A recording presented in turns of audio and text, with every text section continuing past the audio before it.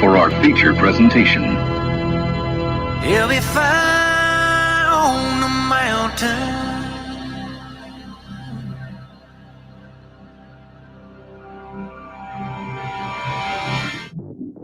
JB and Darren on the JB and Goldwater Show. Line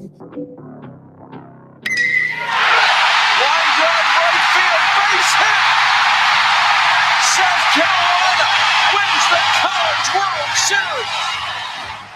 Watson, touchdown! Hunter Renfro. He got him, and it's all over. Coastal Carolina rules the roost. They win the championship. And South Carolina has won the national championship. Senegal baseball team has done it again, but this time the Bulldogs beat one of the top teams in the country. They are giant killers. Get the ball to Bennett. He does.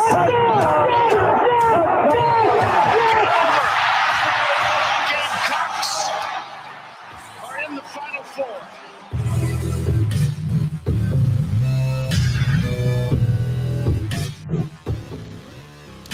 All right, greetings and a good Monday afternoon, and welcome aboard the JB and Goldwater Show, live, loud, and online, and driven by our friends and yours at Stokes Volkswagen. Find them at stokesvw.com.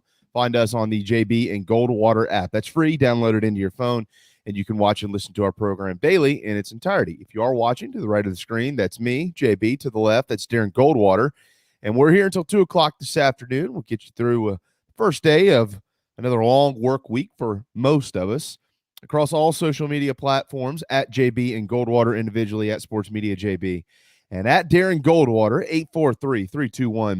843-321-8893. That is our phone number. It is also our text line. You can also get us any chat room available by any which form you watch or listen to our show.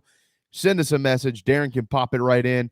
Many of you may have some spring game thoughts or comments. Pass those along as well. You know, I'm not good at a lot of stuff, but I can probably help you out with some of those type things. So can Wes Mitchell. He'll join us at 12:30 this afternoon.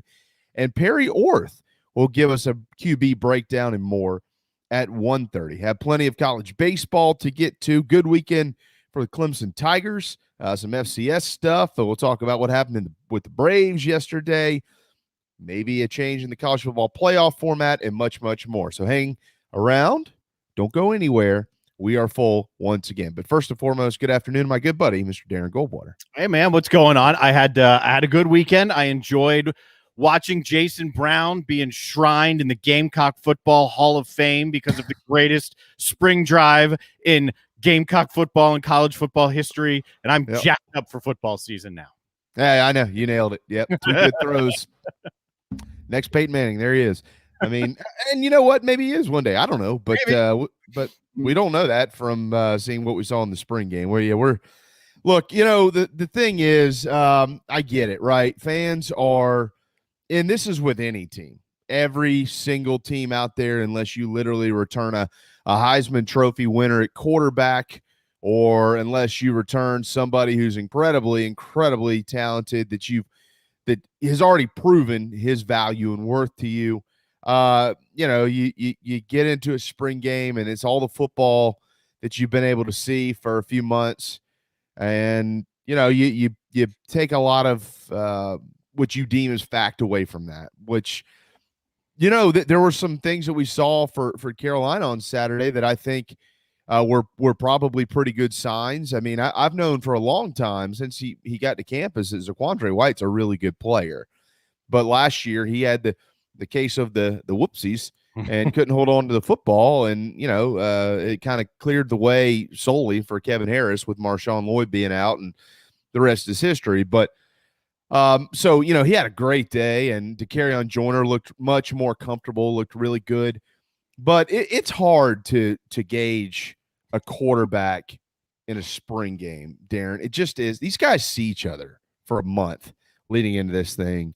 They kind of know their tendencies, and, you know, there's just things that happen that day. I know that when Shane Beamer says, I mean, he mentioned it to Josh Kendall yesterday because Josh asked him about throwing downfield, and Shane said, hey, I've seen this guy throw a lot of deep passes and they've been completed. So if that's your angle, find a different one. Mm-hmm. And I don't have any reason not to believe that, based on the information I've received and him saying that publicly. They've watched him every day in practice. Look, if you don't want to trust another coach at South Carolina, if you want to be that know-it-all fan that knows everything about everything, because you saw a couple guys throw 7 combined passes, fine, have at it. But I'm going to trust the guys that watch him day in and day out. And when they say coming out of it, even after those performances, no, Luke Doty's the starting quarterback. Luke Doty's probably the starting quarterback for a reason. Yes, but there's also a ton of time, right? I mean, I'm not going to sit here and make too much of a spring game because they're pointless. I've said that forever. I've never been one to get up for a spring game. In fact, to that point, I pretty much just realized this weekend that Penn State did not have a spring game. I didn't even know it wasn't on the table until practice ended, and there wasn't really a spring game back there. So it's not something that I put a lot of stock in. I understand because of a couple of good throws that they looked like fine throws. So I understand fans clamoring. How often has J.C. Sherbert been on here and said, college football fans just want a guy like Trevor Lawrence to chuck the ball down the field, right? You want the number 1 draft pick on your college team. And if you don't have that guy, then you don't have a quarterback, right? Right. It's not necessarily that way. But I understand watching the two, why there could be a competition in the fall. There's a lot of time left. Having said that, Doty's answers impressed me more than anything I saw on the field. He complimented Jason Brown for having a day. He was out there propping up other people who in some eyes had a better day than he did. So that shows you the type of leader that Luke Doty is. I have no idea what happens in fall camp. I'm not going to sit here and say Brown's going to beat him out because obviously right now Shane Beamer thinks there's a long way to go for Brown to beat him out. We're not in those practices, like you said. I'm impressed with the way Doty has handled himself leading up to this point, how he handled himself after this game. Whatever we saw on the field is a spring game scrimmage practice thing. You can't make much of it. I mean, I don't mean this any offense towards Jason Brown, but he was the 4th quarterback that tried it on the field. Mm-hmm. And I don't know if that was by design or if that's because he's the 4th string quarterback. I don't know the answer to that. I see our buddy Tim Frisbee's comments here, which I always put a lot of stock in, or I always put a bunch of stock, I should say, a lot of stock into former players and their thoughts. And he said, I don't know who's going to emerge as the QB after a competitive summer. In my opinion, it was a mistake for Beamer to name Doty as a starter, let it play out, name a starter at the end of camp. I mean, and Tim knows this. I'm not being he's probably forgot more football than I know. I don't know whether to agree or disagree with that comment because I don't know what's happened in practice. I mean, I've poked around a little bit. I've talked to enough folks that are there watching it that I know what's, I know what I hear, and I think I know what's true and what's not true. The other side of that is you name Luke Doty the starter, and that gives these other guys something. Hey, man, Doty's a starter. I gotta work. So there's a lot of different ways to think about this. They obviously have a read on the room. They see him every day. They know what they're working with there, and we'll see where it goes. But it's April 26th. These guys got to go through summer. They got to go through fall, and we'll see where it heads. I'll say this. Look, the one thing I mentioned, the one thing that I always, Darren, look for in a spring game is I don't look at schematics. I don't look at play calling. I don't care about that crap in the spring because Shane mentioned this multiple times on Saturday. Look, we're not giving away the farm here. Most teams don't because these games are all televised now. I look at body types. I look at knowing in my head, some guys whom have been on campus, what they looked like before, kind of how they moved around out there. Have they developed? Are they stronger? Is it visible? You know what I mean? Like that visible strength. I see Craig tweeted at us and sent us a message, said Debo freaking Williams. I texted JC yesterday, and he was one of the guys I mentioned. I said, man, that guy looks good. To carry on Joyner, when I say he looks good, I know people are going, well, he caught a bunch of passes. True. That's right. He actually ran some pretty good routes. Tim could probably comment on that, but he looks different. Physically, he looks more confident out there. And Zaquandre Wyatt, he's just a different looking kid from when he arrived at South Carolina. He's a different looking kid. He's confident. He's big, strong. Jordan Birch certainly looks the part. JJ Inabare looks even better than he did. I mean, those are the type of things that I was kind of looking around trying to piece together, really looking in the secondary. Marcellus Dial physically looks pretty good. I know that they're fairly thin back there right now, and some of that will improve as time goes on. But that's what I was looking at, Darren. Let me see what some of these guys look like. What are they even going through for the last few months? And physically, a lot of these guys look the part, and Jaheim Bell. I mean, this kid's Michael Flint called it 2 years ago. He said this kid's going to be really good. No matter where you put him, he's going to be really, really good. And he was pretty good yesterday. Yeah, it's like getting off the bus, right? When you're actually at a game and you can watch two teams get off the bus, the eye test right there. Yeah. I just want to go back to the Doty thing for a second about being named a starter. He's acting like a captain. So the team seems to be responding to him as such, as a captain and as a leader. To name him as the starting quarterback right now, when we're in April, so we're at least 4 months in that range from the first game. It's okay. It's okay to name him as the starter. The team's already looking at him like that. Things can change. Yeah. Good for the team to look at him like that. And you're about to send the guys home. Isn't it good to have a couple leaders amongst the group that they can, I guess, be in touch with, converse with, while you're not actually under the guidance of Shane Beamer? I think it's a good thing. Well, yeah, I mean, contrary to what you're saying, there wasn't a starter named last year until halfway through camp, or no, not even beyond that, right before. Yeah. It was pretty much game one, and that didn't do anybody any good. So I don't have a problem with any of it. Look, these guys, there are media people and all types of folks who we chop this stuff up and we cut it down, break it down, try to figure it out. I can't be one of those guys. I don't know. I mean, all I know is what they say and what they see, and the guys that's why we have the Perry Orsa of the world and others on here. They know more than I do. Mm-hmm. And the coaches, I think I'm kind of hoping that they maybe know a little bit more than I do. So if they say Luke Doty's a starter, well, damn, Luke Doty's a starter. That might change. And if it changes, then we got to figure out, did he not play well? Did he get beat out? What is it? Mm-hmm. I see Adam's comment, concerned with the lack of downfield passing. I think everybody is, because they haven't seen it. I don't know that that's something to necessarily freak out about just yet. I do think that, I think we all know this. You got to have a downfield passing game. If you can't throw the football downfield, then obviously you've cut half the field off on yourself. That's a problem.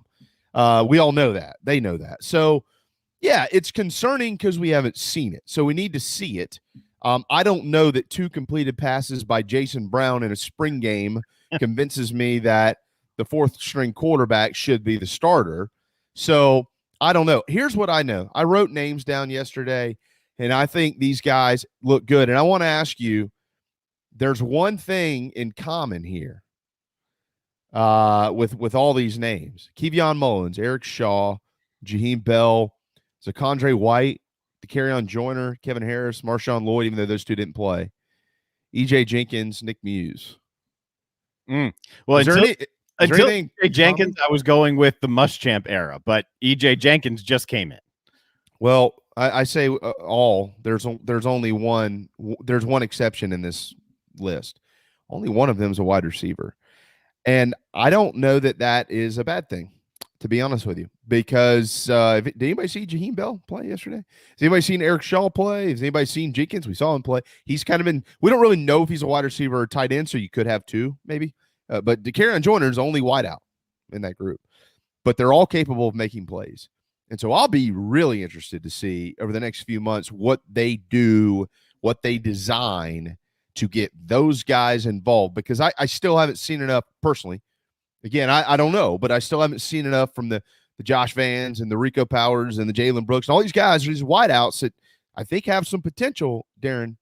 But these guys are physically able, and they're pretty good, and only 1 or 2 of them are deemed, quote, wide receivers. But at the end of the day, who gives a crap what the letters are next to your name? Can you catch it? Can you run with it? Can you make plays? Can you score? That's what they're looking for. You're the one talking about eye test. E.J. Jenkins passes that. So I don't know where he's going to line up. I don't know how often he's going to be on the field. but he looks good, right? He looks like a Power 5 SEC type football player. He looks like he could run through a wall if you put the wall in front of him, or I don't know, maybe he's taller than the wall too. I don't know, but he passes the eye test. Like you said, it doesn't matter. It doesn't matter if it says WR next to your name. Maybe it says ATH for athlete next to your name. Who knows? Who cares? They're going to be out in a given play or a given play design or formation. They're going to be asked to do a job. It doesn't matter if their wide receiver is hugged tight to the line. It doesn't matter if a running back is split out wide. You still got a job to do. The letters before your name mean nothing. Yeah, no, I'm with you there. I think that I think there's enough here. There's a nucleus, Darren, and this is what I'll be interested. I want to get Wes's thoughts on this. Certainly going to talk to Perry about it. There's a nucleus here, and look, I'm not saying for the detractors that I'm not claiming that this team is going to run out and win the East. That's not what I'm saying. But there's been, and I don't know if it's fair or not, because we won't know. We really won't even know what I'm about to say until 3, 4, 5 games into the year. The first couple of games, you're going to get some answers. You're not going to get them all. You're going to have to see better competition. You're going to have to see this team kind of play a little bit longer together to really know. But I don't, at this point in time, know if it's fair to continue to hammer some of the narratives that we've heard over the last 4 and 5 months. Here's what I mean by that. They're not any good. They've got to rebuild the roster. Muschamp tore this program apart. I don't know that that's true. I mean, I'm just checking. I just want to make sure here. The last I checked, Kevin Harris and Marshawn Lloyd were recruited by Muschamp's staff, right? Yep. And okay. And Zaquandre Wyatt, him too? Yeah. What about Birch? Yeah. Yeah. Oh, it's him too. Okay. JJ Enigbare. Uh-huh. Yeah. Jaheim Bell. No. Yeah. Yeah. Okay. So, I mean, like, do you want me to keep going? Do I need to keep doing this? I mean, like, you see, get my point, right? Like, there is this narrative that there's no good players on this roster, and they won 2 games last year, and they suck, and there's no way that they can beat anybody. And my God, watch out for, Eastern Illinois. You know why? Why? Oh God! East Carolina. And look, East Carolina might be a tricky game. I don't know, but they have enough. They're better than East Carolina. Like, there's more talent. So I mean, but there's this. You know what I'm saying? This message board narrative, Darren, that we all get, and you're like, screw that Muschamp. He's an idiot. He couldn't recruit, and Beamer. It's going to take 5 years at least to rebuild this thing.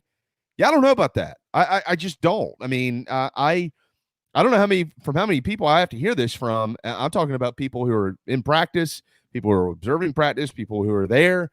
They look at this defensive line and they go, guys, they're pretty good. I mean, there's some things to work with, Darren. So it's never just as simple as the casual, even the diehard fan observer thinks it is. There's a game, and I'm not going to go exactly which game it was. Obviously, I was a Citadel radio guy, so it's a Citadel game in the past. It was a heck of a year. It's a game that should have been won. Before the game, things didn't feel right. I had been traveling with the team for years. It didn't feel right. I couldn't even at the time put my finger on what was wrong. It just didn't have the same feel. And they went out and they lost the game. It was a big game to lose. You don't know exactly what's happening. Even if you're right there within that program, you just don't know exactly what's gone wrong. Are there players for game? Of course. Of course. Is there more talent out there than East Carolina? Of course there's more talent out there. Right. It's deeper and much more complicated than just, you know what, we don't have the athletes to compete.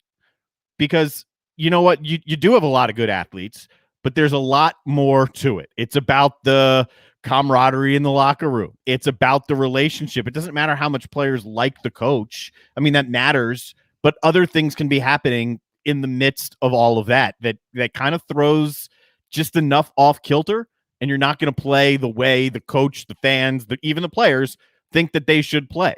It's not ever as simple as just, I'm going to watch a game and decide we don't have guys. It's not at this level. It's not that simple. Yeah, I agree. I mean, these are surface observations, and it's a very slippery surface, if that makes sense. I mean, we people who are saying these things. I mean, I was just this morning, just so I could get my Monday morning laugh in. I took a glance at some of the message board material, and Golly. People drink early on Mondays. I didn't realize that. Yeah. I thought generally you waited till you got off work to start pounding tequila or whatever it is that you have in the cabinet. But yeah, there's some drunks on there this morning, man. There's just some. I would tell you what, it's just BS. Some of the crap you hear is just crap. It's exactly what it is. So we'll have to see. I mean, look, everybody expects this team should be better than the 2-10. Are they a bowl team? We don't have those answers. Again, we're gonna get. They got a whole summer to work through a lot of this stuff, and you're exactly right. There's a lot more that goes into this, but I saw enough out there to know that, hey, look, wait a second. This team, the cabinet isn't bare. There's a couple of spots, so they got to figure it out. They got to clean it up. Might bring in a transfer too. Who knows? But I thought overall, as bland as it was with all those guys out, I thought it was a productive day. I don't really give a crap what it looks like to the fans. I don't care what it looked like to me. I don't care. I'm with Beamer. This isn't a carnival. It's not a festival. We're not having a dodgeball game afterwards. Yeah, we love all of y'all. We appreciate you being here. It needs to be productive. We got to figure out how to get better today. And it's their last day to be able to do that. So, overall, I would caution folks from freaking out too much. Wes Mitchell and Perry Orth hopefully can add on to this, Darren, as we mosey on through the show. 843-321-8893 is our phone number. It is also our text line. I agree with you, Sean. Jaheim Bell was impressive. He's good. He's a good player. We'll see where they've got him when they get into the fall. But he's a kid that is going to be able to pop in there and do a bunch of stuff for Gamecock football. Speaking of football, the FCS boys played this weekend. Let me give you a quick update what happened there. South Dakota State, Southern Illinois, they advanced. James Madison, North Dakota advanced.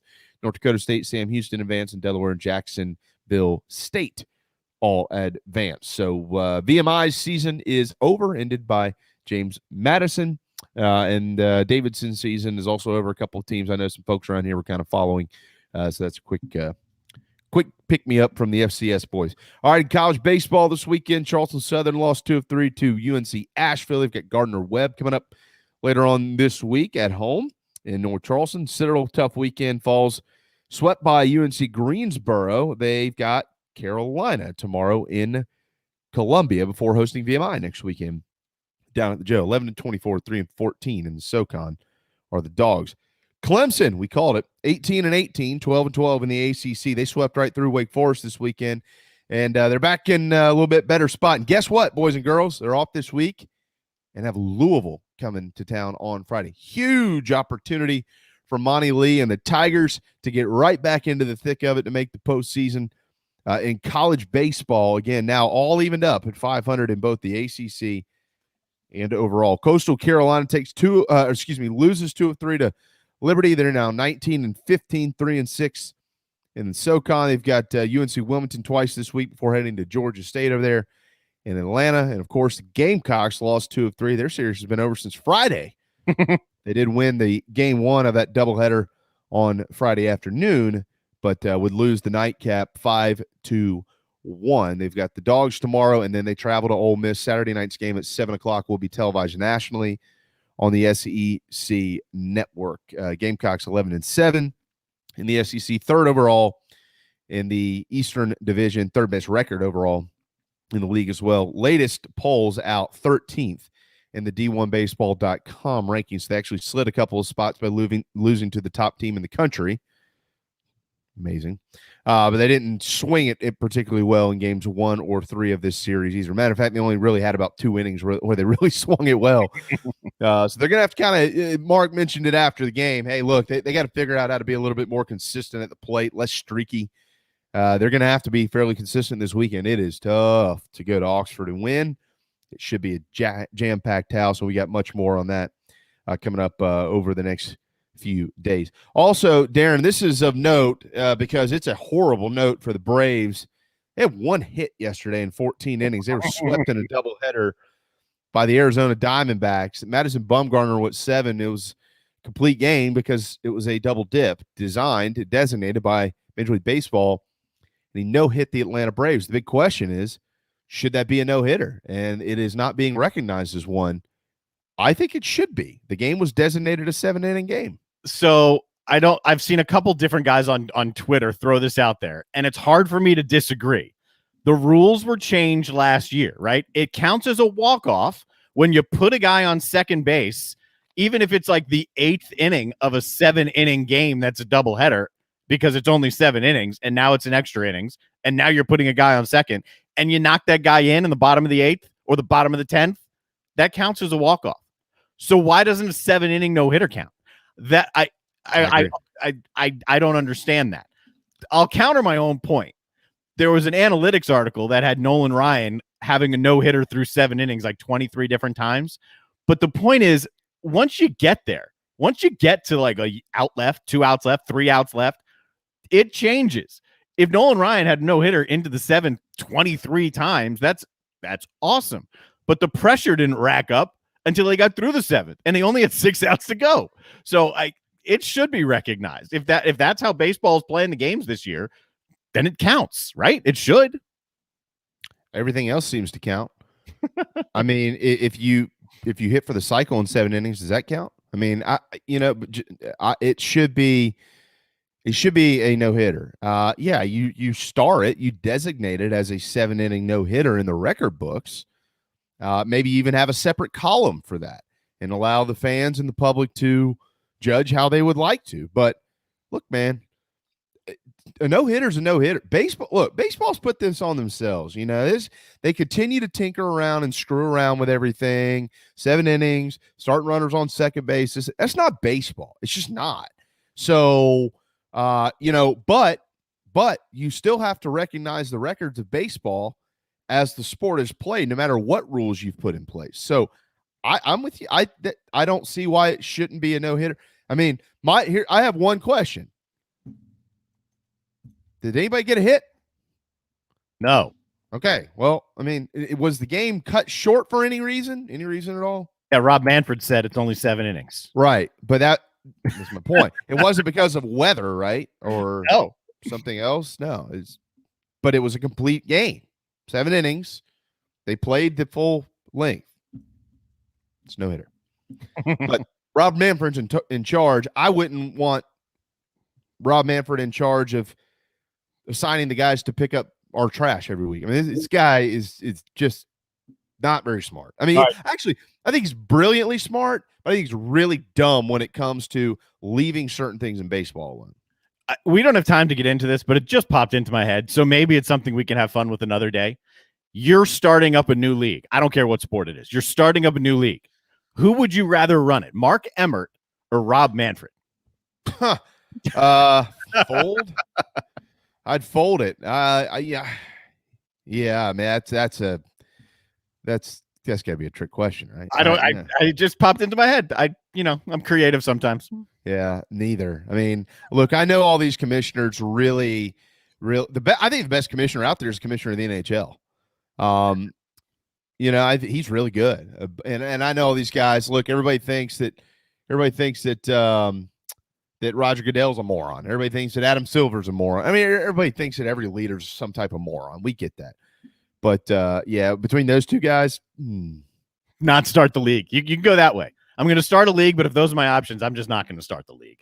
Yeah, I don't think so. I hear you, McKenzie. Look, Monty Lee has never had a losing record ever in his entire career of coaching college baseball. When guys like Justin Smoke tell you he's the best coach that they ever played for, he's really good. He's really, really good. Let's keep in mind that Clemson replaced their 2 top-end starters this year. They had to replace a closer. They started the year without their 1 and 2 hole hitters. They've got they got freshmen up and down this lineup. They're trying to get Caden Grice, a freshman, by the way. He's hitting 350 basically on the year. They had a ton of injuries to start the year. Guys banged up left and right. It was just an unusual set of circumstances. This is a guy who, if Clemson thinks that they need to fire Monty Lee, somebody's going to fire their coach to get him. I promise you that. He is a hell of a baseball coach. I know that Tiger fans are frustrated. They have not been out of a regional since he's been hired. They've been to a bunch of them, and they were going to go again last year. They were really good. And they haven't been out of a regional, especially the home regionals. You want to try to get out of those, right? I get that totally. So I'm not offering excuses for any of those seasons. Speaking of this season as it stands, Yeah, they look, when you start the year without Keir Meredith, essentially your best player, Sam Hall, is going to be relied on. He was out for 25 games. You got to put in a new Friday guy. You got to put in a new Saturday guy. They had some things to work through, and they need to get going, certainly, but hopefully this weekend that can help them get going. And I know that Wake Forest isn't Louisville, but it's still the ACC. Every win counts the same. Every win counts the same. There's a reason, by the way, that last week Clemson at 15-18 going into this weekend's series was considered one of the first 4 out of the tournament with a losing record. Okay.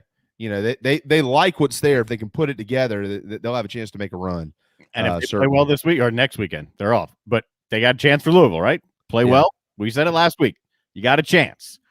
If we get to the end of the year and this chance goes from, hey, we snapped a 7-game skid and then just went right back into the skids, maybe it's a different discussion. But right now, I'm very comfortable waiting to see what happens. Yeah, and he's right. Yeah, if they have a losing year, it'll be the first time in 70 years, no doubt about that. But let's keep everything in perspective here a little bit. Let's keep it in perspective. They had some pandemic issues in that lineup. They had some injury issues in that locker room, and they had some things to work through. Monty Lee has recruited really, really well, and it's really young. They're probably a year away from really being the Clemson team that we're used to. I personally want to see them really good. This state is really good when Clemson and South Carolina are good in baseball. It is so much fun when those guys are at the top of their game. That makes that series the best series in college baseball, and I really like that. So they'll get it. They'll get going. They got a big chance this weekend. By the way, Louisville never plays well at Clemson for whatever reason. They never do. Dan McDonald doesn't have an answer for it, but Clemson always seemingly plays well against the Cardinals in the upstate, and we'll see what happens starting on Friday. Got to hit a timeout. Wes Mitchell's going to pop in at 12:30 when we get back right here on the JB and Goldwater Show, driven by Stokes Volkswagen. This is Mike Naval for Stokes Volkswagen on Ashley Phosphate Road with exciting news. It's springtime and we're playing ball. Most dealerships don't have any inventory, but at Stokes Volkswagen we do. So we're playing ball on every new Volkswagen in stock. Every 2021 Tiguan, $3,500 off. Every 2021 Atlas, $5,300 off. Every new Volkswagen available with zero down. Qualified buyers can sign and drive with interest-free financing for 60 months. Plus, we'll take any trade in any condition, paid off or not. Is your credit in a slump? If you've got $500 down and you make at least $2,000 per month, our lenders can get you approved. So if you want to strike out, that's okay. But if you want to hit a home run and save $5,300 on a new Volkswagen, come see us today at Stokes Volkswagen on Ashley Phosphate Road or StokesVW.com. $1,666 per month for 1,000 borrowed for 60 months at 0% APR with zero down. Plus tax tab. Includes $499.50 administration fee. Subject to BCI credit approval. Expires month end. Peace and love at Stokes VW. What's up, everyone? JB here. Want to tell you about my friends in McFadden Pest Control, as we do every day on our program. I love these guys. They've been in business over 40 years, and they treat our family like they've only been around for 4 days.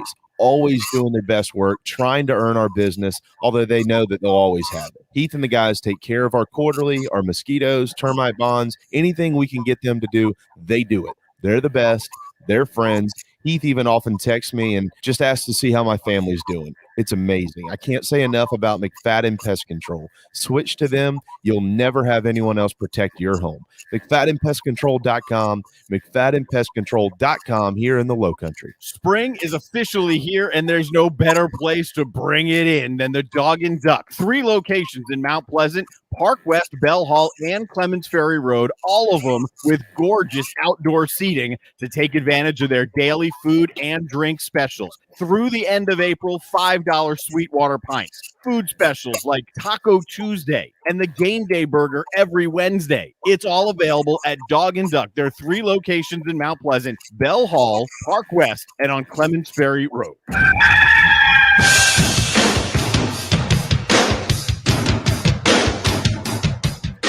You are listening to the JB and Goldwater Show, live, loud, and online.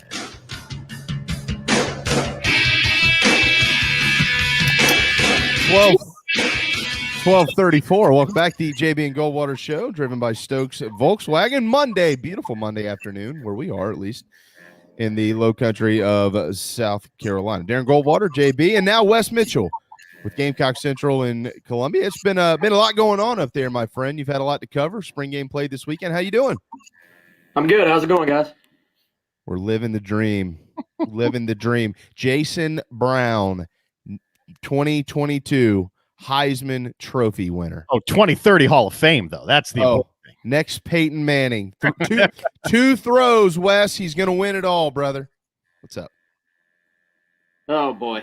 We're starting there on a Monday afternoon. I'll be honest. I haven't paid a lot of attention to the message board or Twitter talk post spring game. I've actually been cramming just to be able to watch the thing. We were in Atlanta all day yesterday. Drove back last night. Watched the replay of the game on YouTube this morning. I understand there are maybe some conspiracy theories out there about who the starting quarterback is going to be. Some projections, some predictions, but I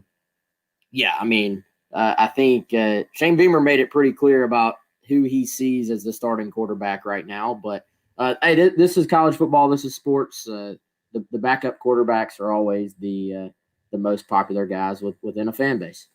Yeah, it's just another staff that doesn't know what they're talking about, and another starting quarterback that shouldn't be starting. Wes, shocker. No, I mean, look, I'm going to say what I said earlier, and I'll let you kind of take it from here. I don't ever get a lot out of anybody's spring game. Obviously, you're going to pay closer attention to yours. The only things that I really focus on are, how crisp and clean are they when it comes to stuff like penalties and stuff like that? Are they undisciplined? Are they disciplined? And then I look physically at guys just to see where they are and what they look like. And I had some takeaways with that.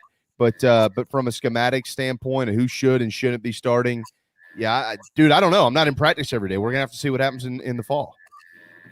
Yeah, I mean, I think spring games are fun because they give us something to talk about, and I think spring games also, gives the guys an opportunity to go out there and play in front of some fans and play on TV, and a lot of these kids, I like Beamer's point. You've got guys that are either coming in as transfers or JUCOs or high school kids that, that literally may be the biggest crowd that they've ever played in front of. So obviously it's not a situation there where it's like 80,000 people, but it is a step up from what they're used to. So I think spring games are valuable experience, but let's be honest, guys. We see there's a spring game All-American, I feel like every single year. And I would dare say the percentages of how it always translates over probably aren't very high if you look at the history of college football.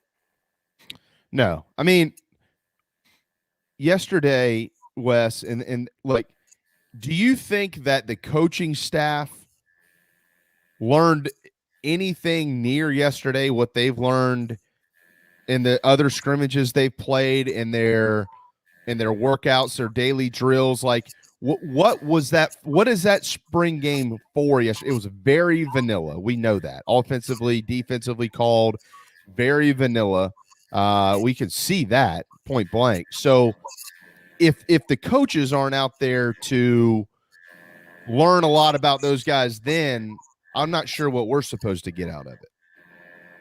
Yeah, I mean, I think the spring game is sort of it's an extension of your other practices, basically. I mean, I would dare say there's probably not a lot that surprised the coaching staff, yesterday afternoon. Now, I think they're taking the totality of the spring. I think the spring is, it's multifaceted. Part of it is getting guys actual reps and getting them experience. I think spring games are extremely valuable as far as getting that experience.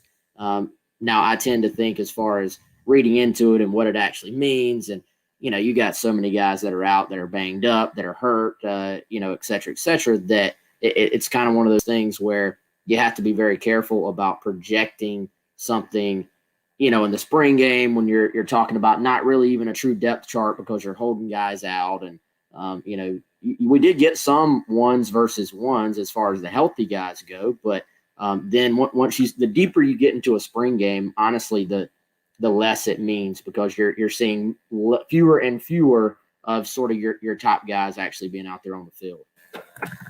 All right, let's kind of dance around with some of these guys we saw yesterday. Your thoughts on Jaheim Bell? Yeah, I think Jaheim obviously is a versatile kid. We saw some of the things that they were sort of working through with Jaheim before, as far as moving him around, getting him the football. That's something we've talked about on Gamecock Central to our subscribers. Is just this is a very deep tight end room. There is a versatile skill set there where there are some different things you can do with these kids. So yes, we talk about playmakers and trying to find playmakers. Well, if you have a bunch of these guys who are potential playmakers, but they're all at one position group, you have to find a way to sort of get them involved. So some of that yesterday was clearly the fact that your top, two running backs, I would say, were down, in Kevin Harris and Marshawn Lloyd. Now, if you sort of look, though, at how well he played and some of the different things, he was lining up, obviously, at tight end, lining up at tailback, actually lined up at fullback some. So that tells you a little bit about what he's capable of, and the fact that, he had his first run. He bounced that thing outside and ran to daylight like he was a guy who'd been playing running back, his whole life. So yeah, I think there's some ability there. So there's some talent there. And I really think you start looking at these tight ends. My projection, my guess is that you're going to see a lot of 2 tight end sets, but you can move these guys around so much that it's 2 tight ends as far as their position group, but from a skill set standpoint, you can flex these guys out there, and it's almost like an extension of your wide receiver room. Wes Mitchell, Gamecock Central. Perry Orth coming up at 1:30. We'll get his thoughts on the QB room and more. A kid that came in under Coach Muschamp, Wes, Zaquandre Wyatt. I liked him from the start. Just his energy, a capable kid. Obviously, last year he had the case of the whoopsies here and there, couldn't hold on to the football, and that certainly affected his playing time. But he was going to get a lot of it yesterday because they didn't have a bunch of running backs in there. What did you see out of him? Obviously, the talent has been there. Physically, he looked much different to me, Wes. I think he's filled out that uniform a little bit. But what do you like about Zaquandre Wyatt? And in your opinion, it's April, but what does a fall look like for Zaquandre with Marshawn Lloyd and Kevin Harris, of course, in that same running back room? Yeah, I think you made a strong case, to get opportunities this fall. This is a kid.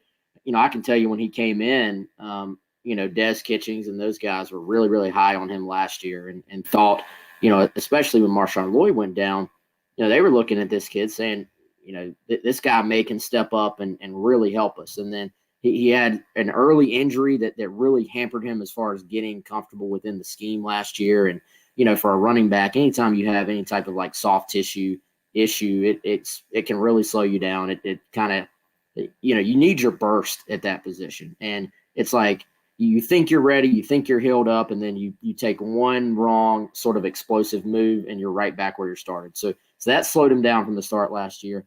As you talked about, there are ball security issues as well. So some of that is just his running style. Like it's kind of this is a guy that bounces around a lot. Like he's gonna sort of find holes that aren't really there and sort of create holes. I think that not all guys see. Very good lateral quickness. He's got a nice little spin move. So anytime you have a guy that's sort of erratic as far as where he's running, sometimes the ball gets put into danger, I think, because it lends itself to maybe you get hit from the side, maybe you get hit when you're not expecting it. So he's really focused on that this spring. High energy kid.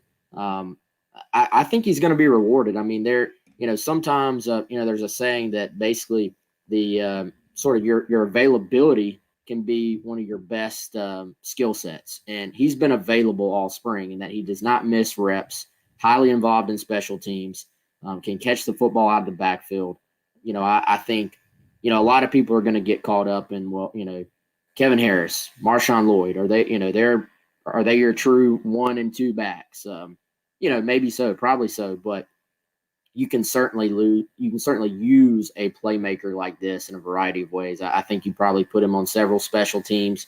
You rotate him in at running back, and you can do some different things. I think there's a case to be made for getting 2 backs on the field at times. And when you do that, most of these teams that have a 1 and a 2 sort of just rotating in and out, it's because there's only one back on the field at any given time. If you have two backs on the field and do some split back type stuff, then you really do need that third guy to be able to rotate in as well. So to me, he is the classic example of he does you no good standing on the sideline. He can help this team.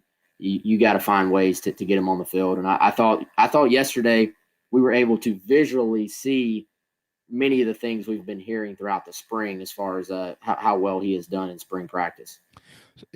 Does it make sense to say that he might be this year's version of Dakereon Joyner? I mean, didn't we have similar conversations last year about Dakereon?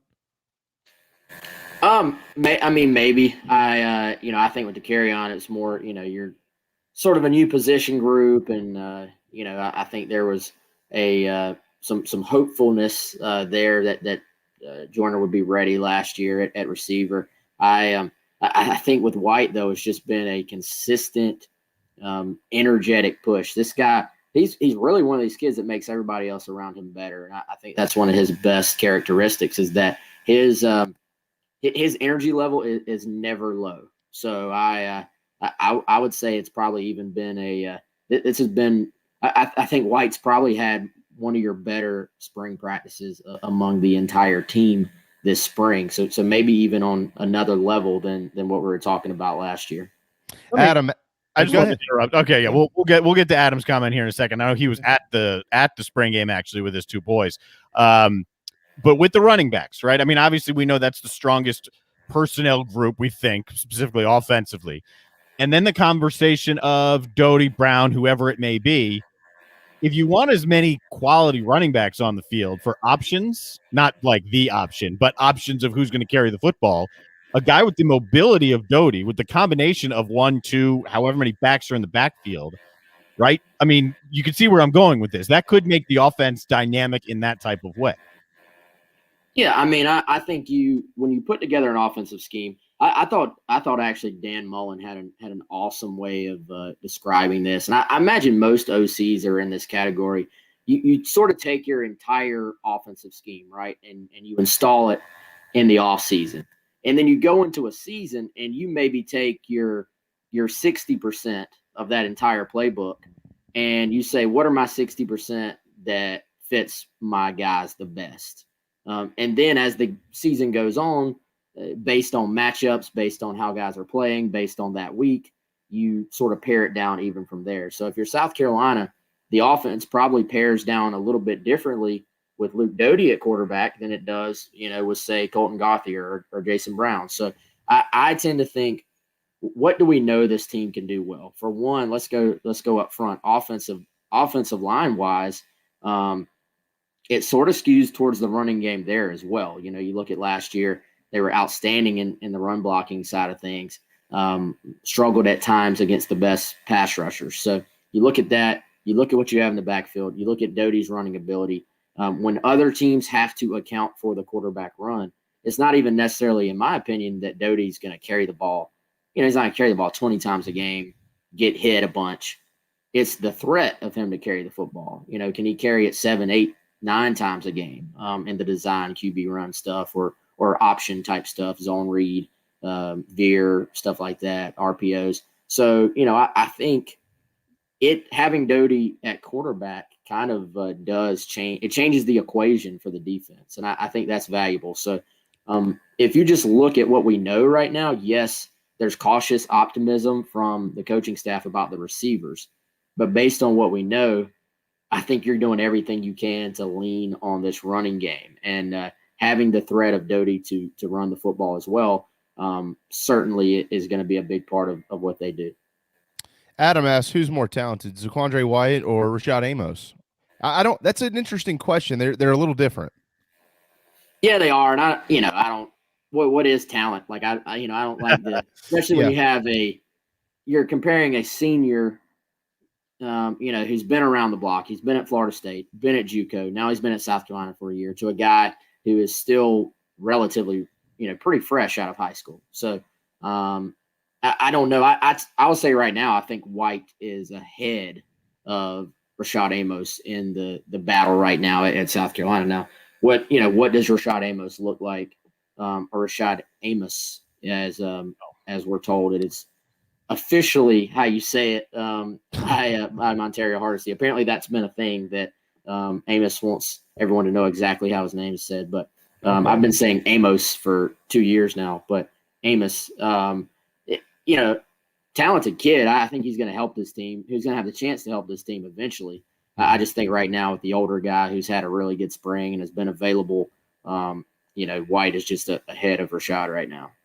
I want to piggyback on something you said just a little bit ago. Yeah, cautious optimism with the wide receiver group. I listed a bunch of players at the top of our program, Wes, and didn't see, of course, Kevin Harrison, Marshawn Lloyd yesterday, but we did see E.J. Jenkins, Nick Muse, Dacarrion Joyner, Zaquandre White, Jaheim Bell, Eric Shaw, and Kevion Mullins. These guys, they've all flashed at some point in time. We know that there's talent there in that group, but what's interesting is we'll see what they designate, if they do, E.J. Jenkins. But the only one of those listed strictly as a wide receiver at this point in time is Dacarrion Joyner. So what I want to know is if let's say that nucleus, I'm sure there's another. I'm leaving off somebody. I mean, I don't know. I'm not in practice, but that's a really good nucleus. We've seen them flash. We know that. And so I'm interested to see I'd love to know what goes on behind the curtain over the next few months. Like, do they feel like they need to get fairly creative to get as many of these guys in the game as possible? Are you going to see times where you look out and E.J. Jenkins and Jaheim Bell and Zaquandre White and Dacarrion Joyner are guys split wide, with Kevin Harris in the ball game, or Marshawn Lloyd and not three other wide receivers?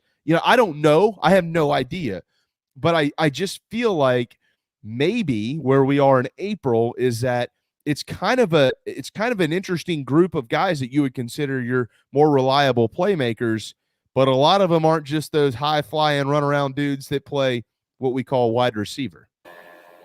Yeah, I think you're right, man. I think you're going to see E.J. Jenkins, see Jaheim Bell, moved around and used in a variety of ways. And, you may, if you were an announcer announcing the game and you look down at your chart and say, these guys are tight ends, you'd say, well, that's a 2 tight end personnel set. But if E.J. Jenkins is split out wide and Jaheim Bell is split out wide, in theory, they're really playing wide receiver. So even if they're not in the wide receiver room, and Jenkins is a guy that's actually split quite a bit of time with Justin Stepp and Eric Kimry.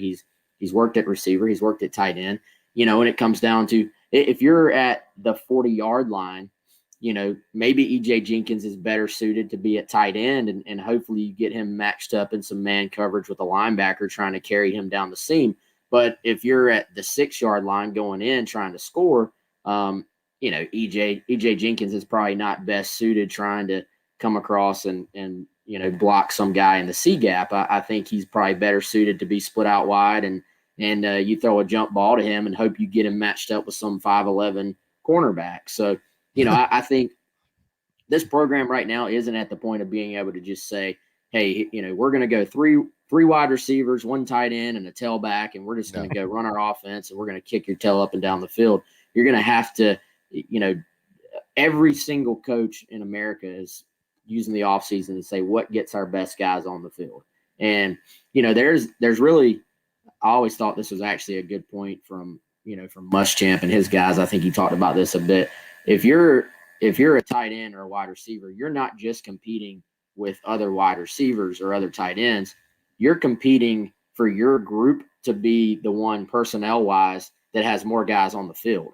So if the tight ends are making plays and catching balls, you're going to see more 2 tight ends. If the receivers are making plays and catching balls, you're going to see 3 receivers and 1 tight end. So, I think that's a constant, competition going on. And, I think Dacarrion Joyner is going to be on the field. I think Jalen Brooks will be one of the first guys on the field at wide receiver. But we don't know what the next 3-4 months of the offseason will bring. Does a Jakari Caldwell take a big step forward and just say, hey, I'm in my 2nd year now. I'm playing. Like, I'm going to make enough plays that I'm playing. Does a Rico Powers do that? Amarian Brown has been banged up for the majority of the spring, in and out of practice at least. He's a guy that's very talented. He's going to have his say, I think, before it's over. So you do have some options there, and all these guys are going to be competing for playing time, which is really, I get both sides. Like some people are going to say, well, Shi Smith was the only reliable option last year that made a bunch of plays and he's gone. And that would be true. But you can also say, look, there are a ton of dudes that do have some ability, that do have some talent. They're all fighting it out. You don't need them all to step up. You just got to find, 3 or 4 at receiver. So I think there is a reason for that cautious optimism, not to mention Ortre Smith, still a guy. I think you got to mention him in the conversation. He's really had a good spring, has been dealing with some bumps and bruises as well himself, but mindset-wise is in a great place. Physically, he's in a great place as far as the knee goes. And, I think Ortre's very driven right now. He's going to have his say, before this thing is over as well, which is a good thing for Justin Stepp and the Gamecocks. Yeah, let's remind people, we saw about 17 minutes of game time in a spring fling. It wasn't a spring game. It was a spring fling is what it was yesterday. So let's not dilute the product just yet. If they're going to dilute it, let them do it on their own in the fall. Let's not go that far. All right, real quick before I let you run on the defensive side of the ball, some guys flash. We know about the guys up front. We've seen them. We expect them to be better. Wes, I think that's been a trendy conversation. But then seeing Debo Williams out there, it's just seeing him in uniform looks good. I got to see Marcellus Dial. I think he dialed up 1 or 2 big knockers in the fling. A couple other guys flashed a little bit. So just kind of seeing them in uniform.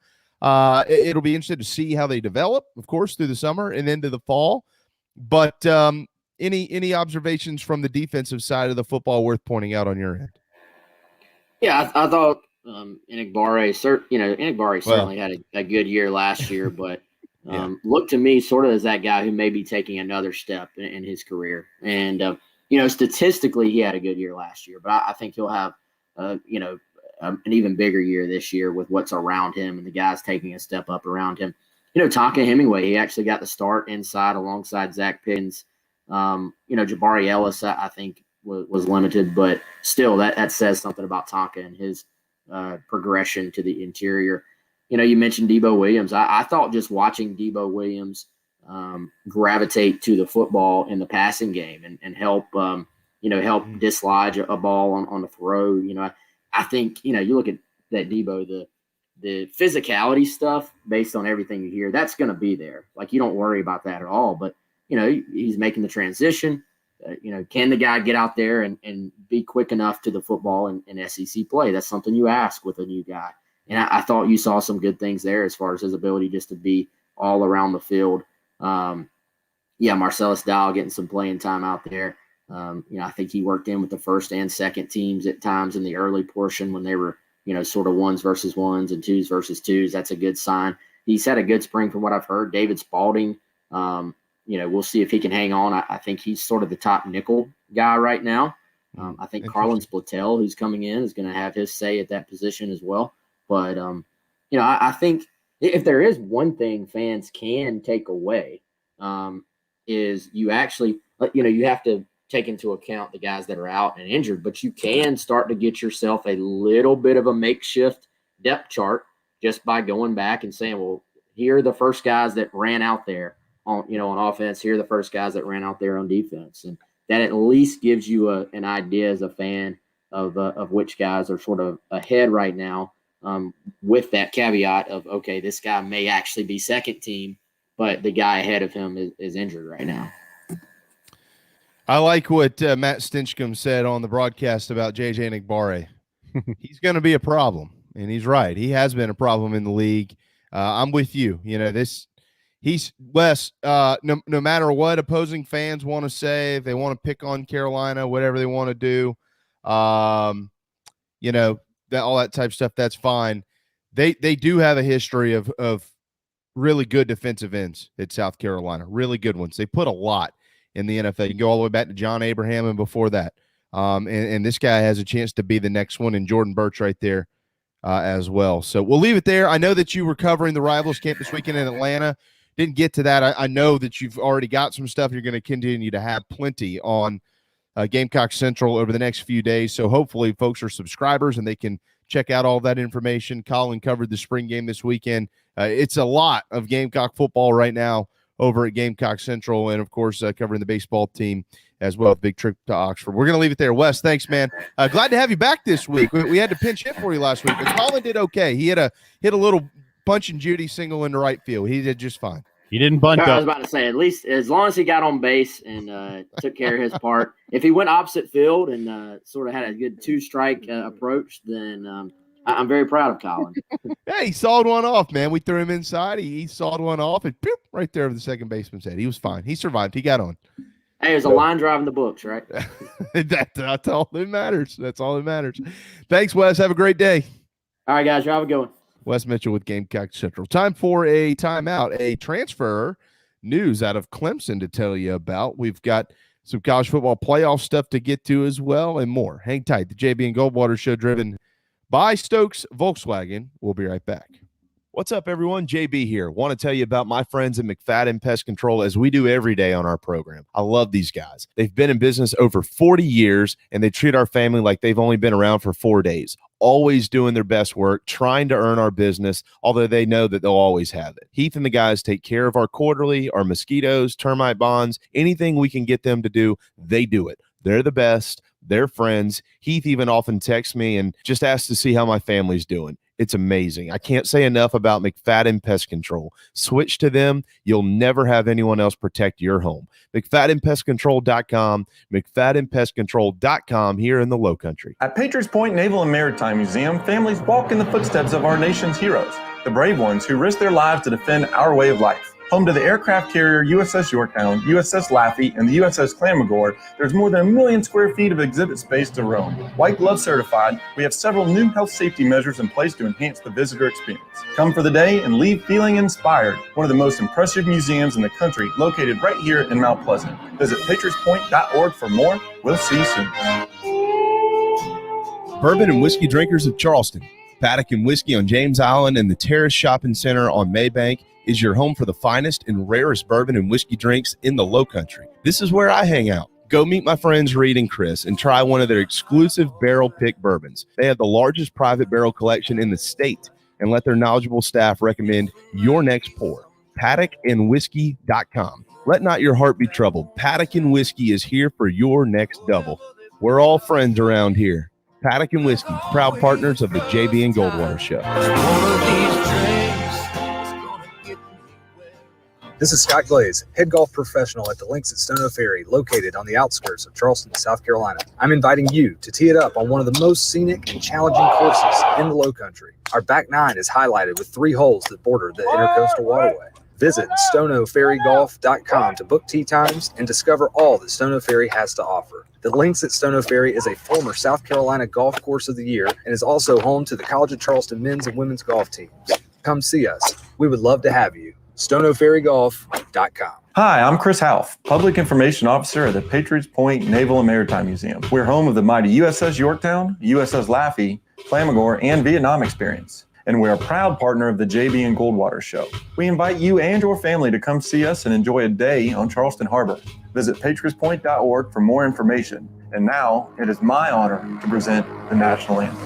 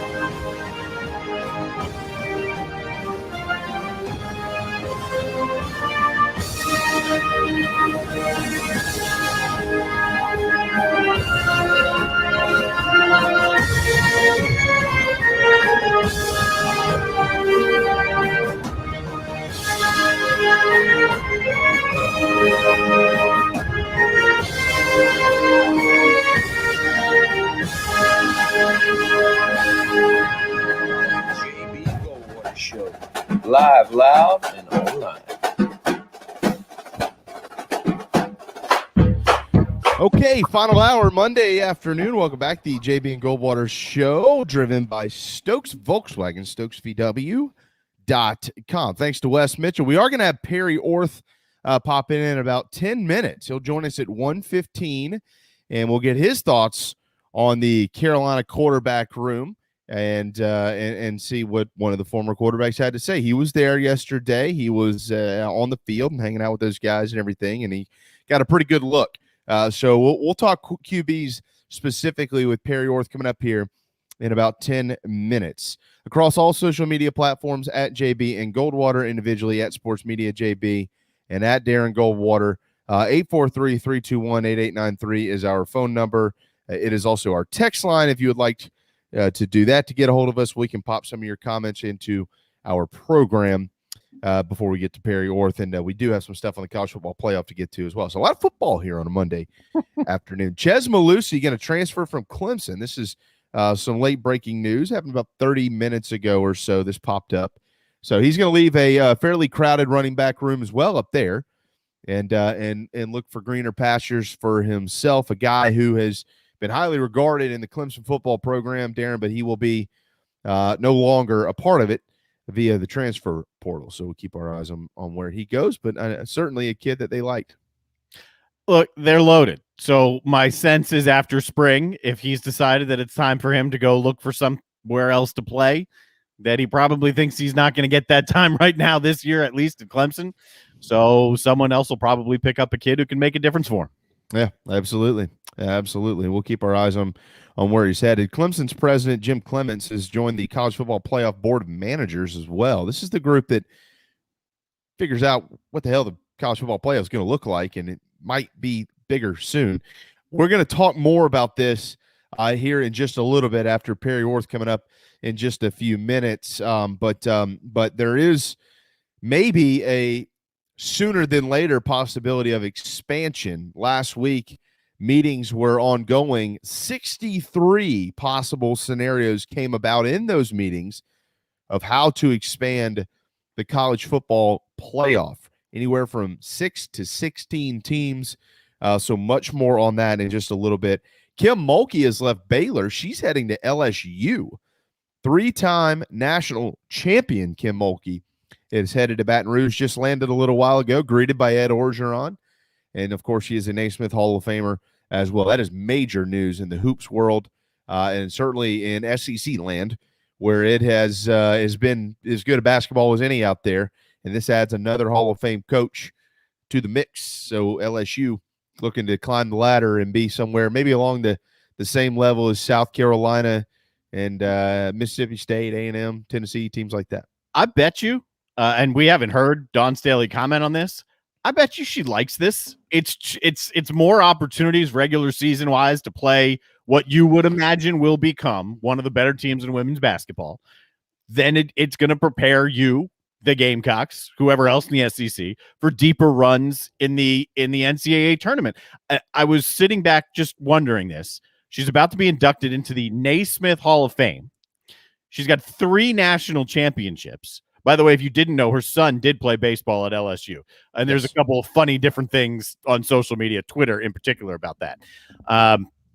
Is there a better hire recently that you can think of than a 3-time national champion Hall of Fame coach being pried from a Power 5 school to go to another one? Wow. That's I mean, this is a strong hire. It's hard to beat that resume. It's an interesting question. Yeah, I mean, I'm not. I know everybody's mind generally goes immediately to football and basketball. I'm actually going to baseball. Yeah, that's fair. I'm trying to think of the movement in baseball, but certainly not 3-time national champion. There's not a lot of those coaches moving around, and especially ones who are still successful when they move. Yeah, like it's not like her. It's not like things started to fall apart. She had to move on. She chose to move on. It feels like home to her. She played at Louisiana Tech. So, you know, I think ever since this whole Beamer thing, anyone who makes a hire, it's welcome home. But that's part of LSU's branding for bringing Mulkey back. Nice picture of her shaking hands, her in purple and Orgeron in purple. 4 national championships shaking hands together. LSU's got something going.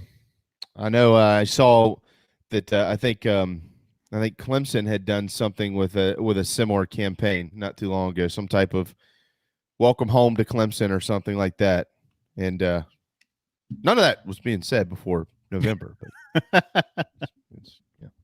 you can just take credit for it. That's fine.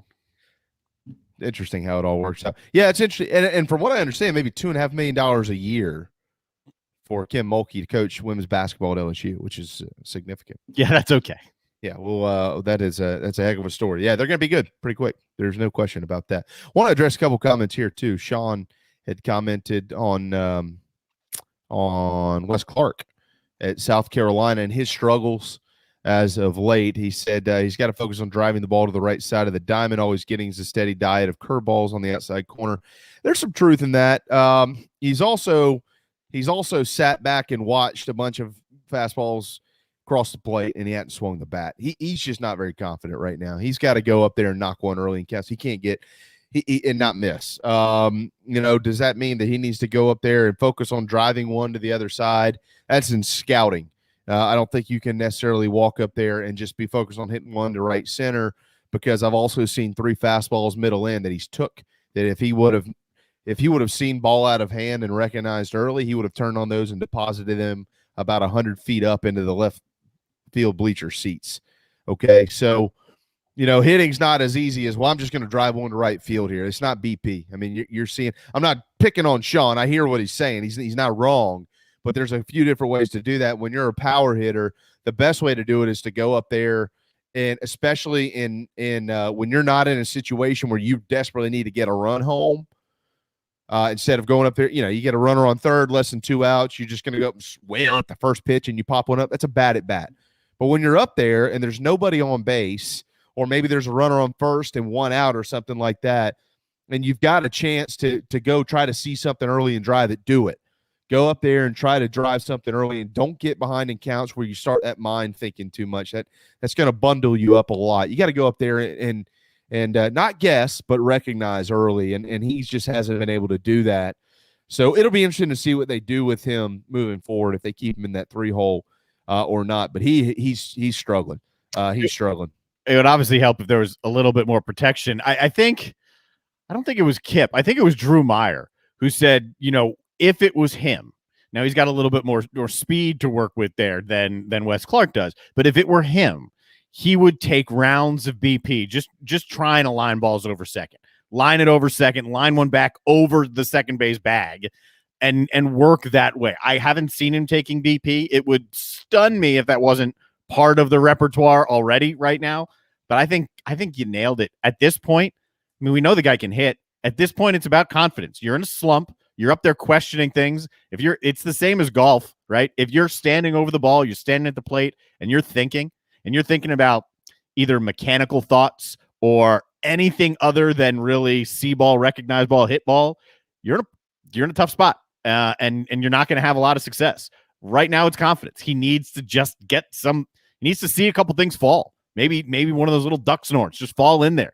Just need some type of positivity. Just see something good and then use that to carry forward. Yeah, and what Drew was referencing, because I asked Drew specifically, I remember the answer and the question and the answer. And what I was asking Drew is what are you doing Monday through Thursday to work on this, to try to get out of it? What are you doing in practice?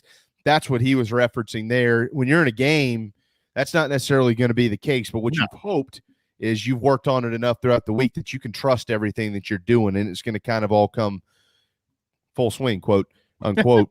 But yeah, he's struggled. He's got, look, the best way obviously to get out of a slump like that is to hit your way out of it, and hitting your way out of it early in a count is the best way to do it, because you don't want to get behind at all. 1:14 on this Monday afternoon. DB's Cheesesteaks is where we eat. I'm eating there with some friends. As a matter of fact, on Wednesday afternoon. Looking forward to that. It's the best cheesesteak in town at DB's Cheesesteaks, dbscheesesteaks.com for that entire menu. It's been a while since we've spoken to this young man. He is young compared to the rest of us.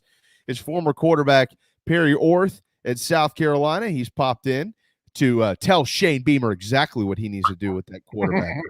What's up, man? How you doing? I'm good, man. Thanks for having me back on. It's been a minute. Golly, it's been, 6 months maybe? Yeah, just about 6 months. That long? No, it couldn't have been that long. Since the last game, yeah, it's been the end of November, right, or beginning of December. So yeah, almost 6 months. That's crazy. Well, we're not going to let that happen again. We won't let it go 6 days, Perry. We'll call you next Monday. Perfect. Yeah. No, we know we've only got you for a set amount of time here, so we're going to get right to it here, specifically to the quarterback room, Mr. Orth. Your thoughts yesterday? We'll start with Luke Doty as he's completed his first full spring, essentially as a starting quarterback. Yeah, he obviously has got great leadership capabilities. It looks like his teammates love him. You just see his enthusiasm being out there with the guys and being a part of the team and being a Gamecock, which is first and foremost most important. He throws the ball well. Arm strength's not quite like the other quarterbacks.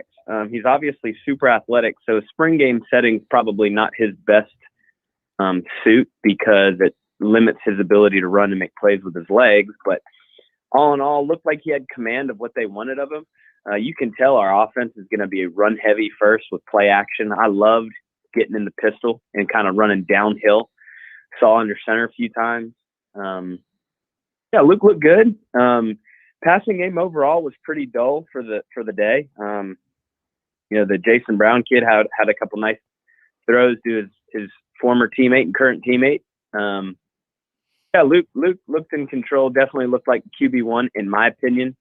Everybody likes to get hyped up after a couple good throws from Jason Brown, and they were great throws. And he looked like he had a good understanding of the offense. And I know they'll compete. And just because Luke's listed quarterback 1 now doesn't mean that he will be come game 1 or game 4. So those guys have to have their head down with the mentality of, still an open competition. And if Luke's the guy, they're a sprained ankle away or a couple bad passes away from being the guy. So answer your question, I think Luke looked in control of the offense, which is most important in spring. Yeah, I mean, Perry, I think every situation is going to be a little bit different, right? Every quarterback room, every team. But is there a benefit to naming a starting quarterback coming out of spring practice versus not? I didn't agree with that per se, but here's the thing is that I haven't been to practice. I haven't seen, Luke could have been far superior to everybody all spring practice. And just because, he didn't light it up compared to the other kids in a, 45-minute scrimmage, that doesn't really mean a whole lot to me. Whereas other people like to see, a couple throws and now they want to, name somebody a Heisman Trophy winner. And it's like, okay, guys, let's pump the brakes here. But that's what fans do. And that's the beautiful part about college football. But yeah, I would prefer not to name one just to keep the kid who gets named the starter honest. But here's the thing is that Luke's a kid that regardless if he was named the starter or third team, he's going to bring it every single day. And if they feel like naming a starter is going to be best for their program and it says like, hey, this is our guy and we're riding with him until something else changes, maybe it gives their team and their locker room an opportunity to rally behind somebody and start laying that foundation of Luke's a freshman. He could be the quarterback here for the next 4 years. We're riding with him and, that's what we're going to do. And we're building our program around him. So it all makes sense. I'm sure they could come up with their reasons of why they did it. And I respect it. I loved what I saw. I thought there was an incredible amount of energy in the building yesterday. I was able to go watch them. Defense flew around. Running game was great. I loved what Coach Beamer said after, about Zaquandre Wyatt. Is not sure what he did to piss the old staff off, but man, that kid ran with a purpose yesterday. And I know Kevin Harris was lights out last year, but man, what a change of having that kid run the football. My word, he was fantastic yesterday.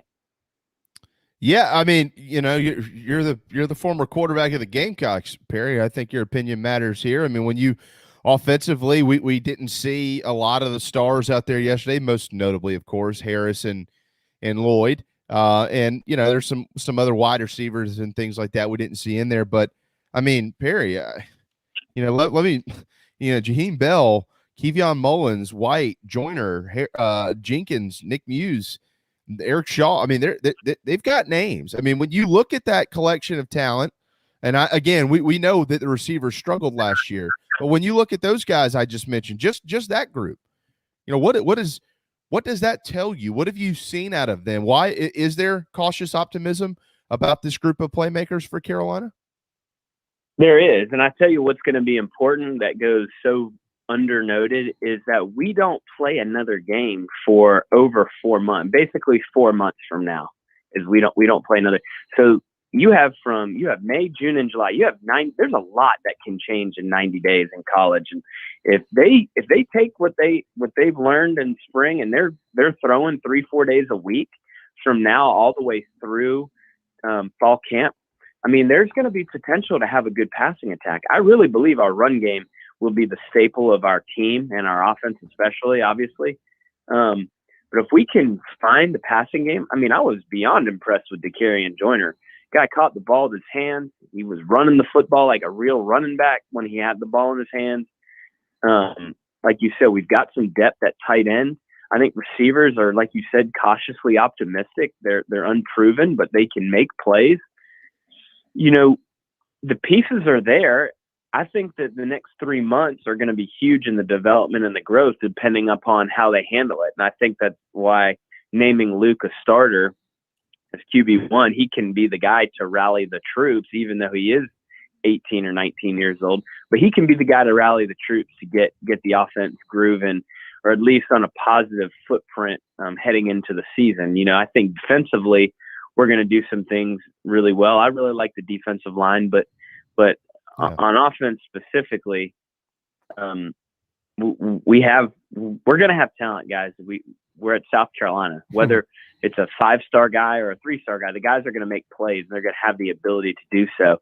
I think installing confidence and building up confidence within the guys over the next 3 months, which it seems like they did through spring, we're going to be able to make things happen. So I wouldn't count us out yet. A lot of people are picking us last or close to last in the conference. I mean, we didn't look bad by any means yesterday. The guys were flying around with a purpose. I'm excited to see our special teams play. Obviously, the famous Beamer ball is coming back to Columbia, so we should be nothing but positive heading into the summer. Perry Orth 122 on this Monday afternoon. Just a few more minutes. We'll let you run, brother. You mentioned Shane and some of the staff. I mean, what stands in front of them, I guess, is my question. What is their biggest challenge over the next few months? Because these players they're going to have some time off, and then they'll be on their own, as you mentioned, to go out and throw around and do the things they need to do to get better in the summer. But this staff, I mean, I just mentioned a bunch of guys who are playmakers, and only one of them, basically maybe two, if they put Jenkins at wide out, are wide receivers. So this staff has to probably get a little creative, right, on how they're going to figure out themselves offensively. They have some other guys coming defensively, kind of figure out that side of the ball, what to do in the secondary. When you look collectively at this staff that Shane has assembled, what are their biggest challenges over the next couple of months in trying to put everything in place to when these guys step back on campus and are ready to go for fall in August, it's there, and they can best prepare their football team for the season? Yeah, I think the biggest hurdle that they'll see, it has nothing to do with the summer. It kind of doesn't directly answer your question. I think the hardest thing ahead of the staff is convincing the guys that when we get in those close games, we're going to win them. Right? Yeah, good point. Unfortunately, we have this in the back of their mind and our fans and kind of the program of, listen, we're going to play tight ball games, but for whatever reason, the Gamecocks are going to come up short. Well, convincing the guys that, no, we're going to end up on the winning side of these games, I think is going to be the hardest challenge is learning to win and close games out is going to be hard. And I don't have an answer for you. And we won't know that until we start playing games. I think the culture that they've built has kids wanting to develop and wanting to get better through the summer. And they've got a great nucleus of people that want to be at South Carolina. Well, now it's going out and just perfecting to the best of their abilities the playbook, both offense and defensively, to go out and win the games that you should and sneak in a couple, one or two that you probably shouldn't win on paper. Like you hear them talk about all the time is they're going to be talented than some teams they play, and they're not going to be as talented as other teams they play. But if everybody's moving together in one direction, they'll shock some people. I'm eager. I love the energy of the program. It was a great atmosphere. It just feels like we're taking positive steps and there's positive growth. Now, obviously, it's easy to say because we hadn't played any games, but that was the energy and the vibe that we got yesterday during the game. We'll let you run on that note, Perry. I know it was just a quick 10 this time, but we will have you back here soon. Really good stuff, certainly. You're a quarterback. Your opinion means a lot more than Darren's or myself, and that's why we plug you in. Of course, we know you always join us in the fall. If somebody needs insurance, though, quickly, how can they find you? And on our website, imgsc.com, we do all lines of insurance, man. Go on there. My email address is on there.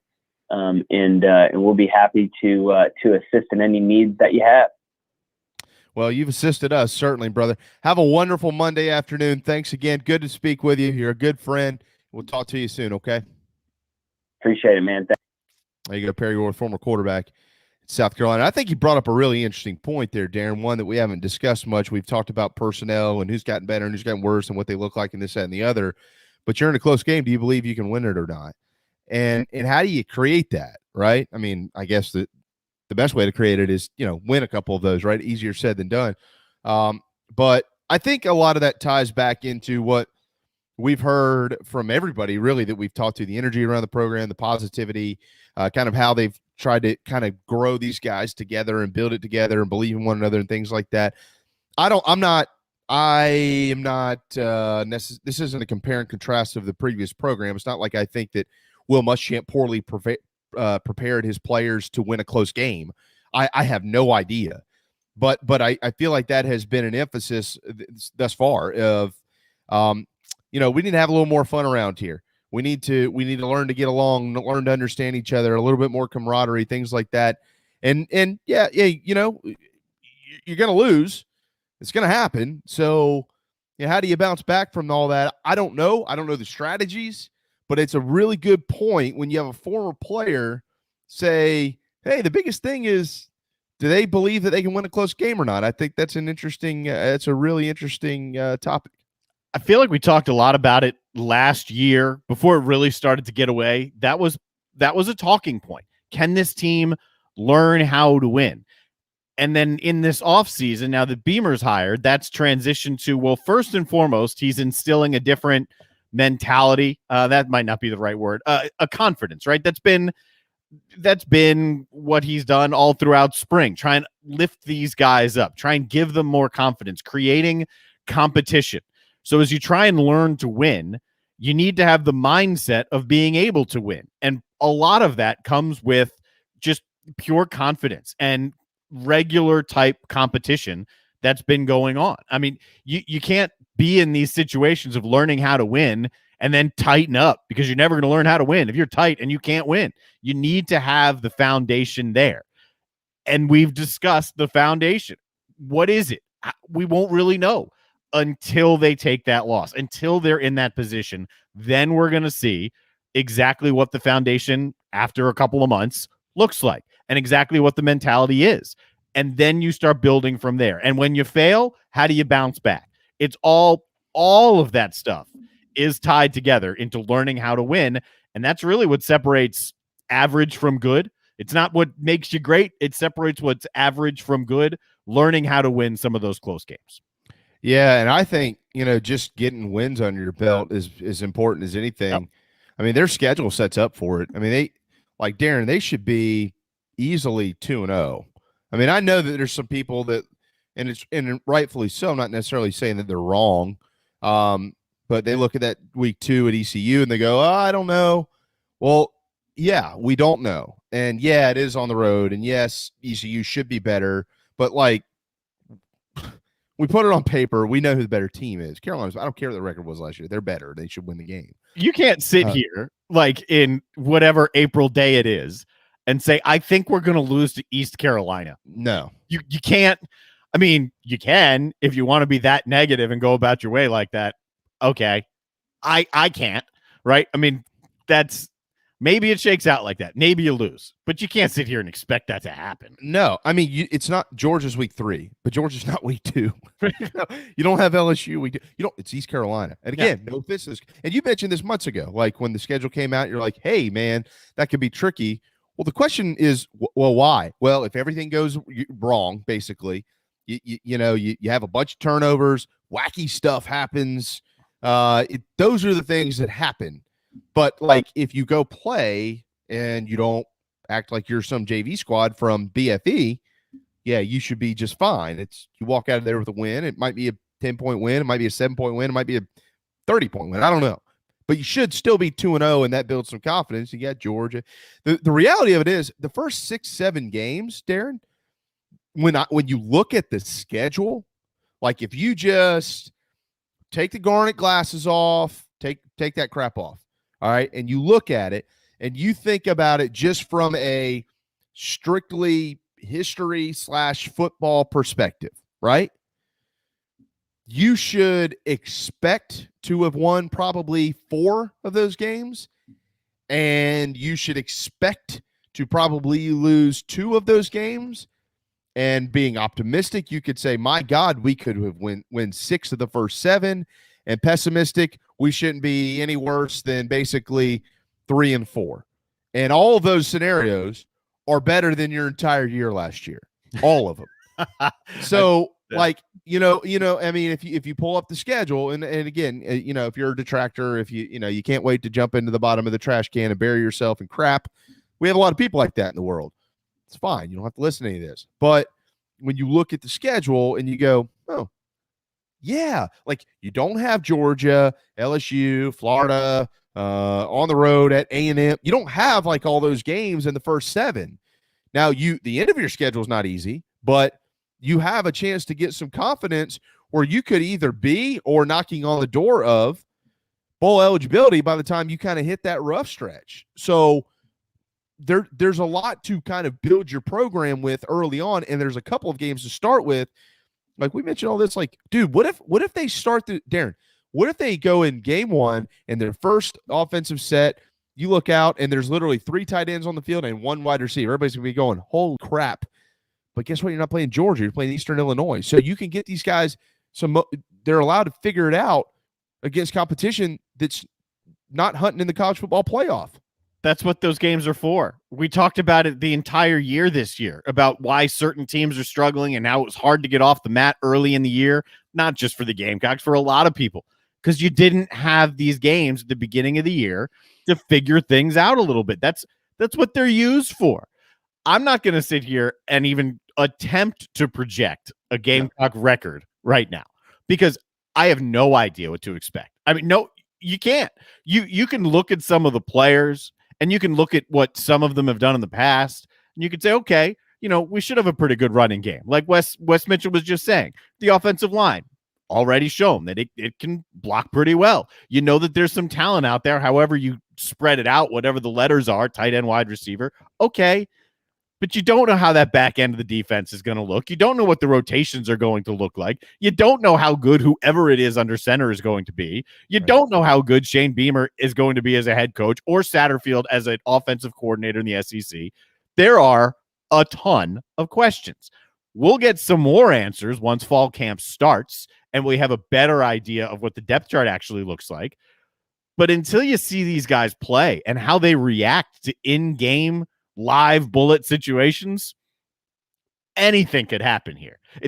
To me, that's why it's intriguing. To me, that's why it's fun to talk about, because anything could happen. This is one of the more intriguing teams to me this year, because legitimately it could be, I mean, I'm not going to sit here and say competing for a conference championship, but it could be like a 7-8 win team and it could be a 2-win team. I have no idea.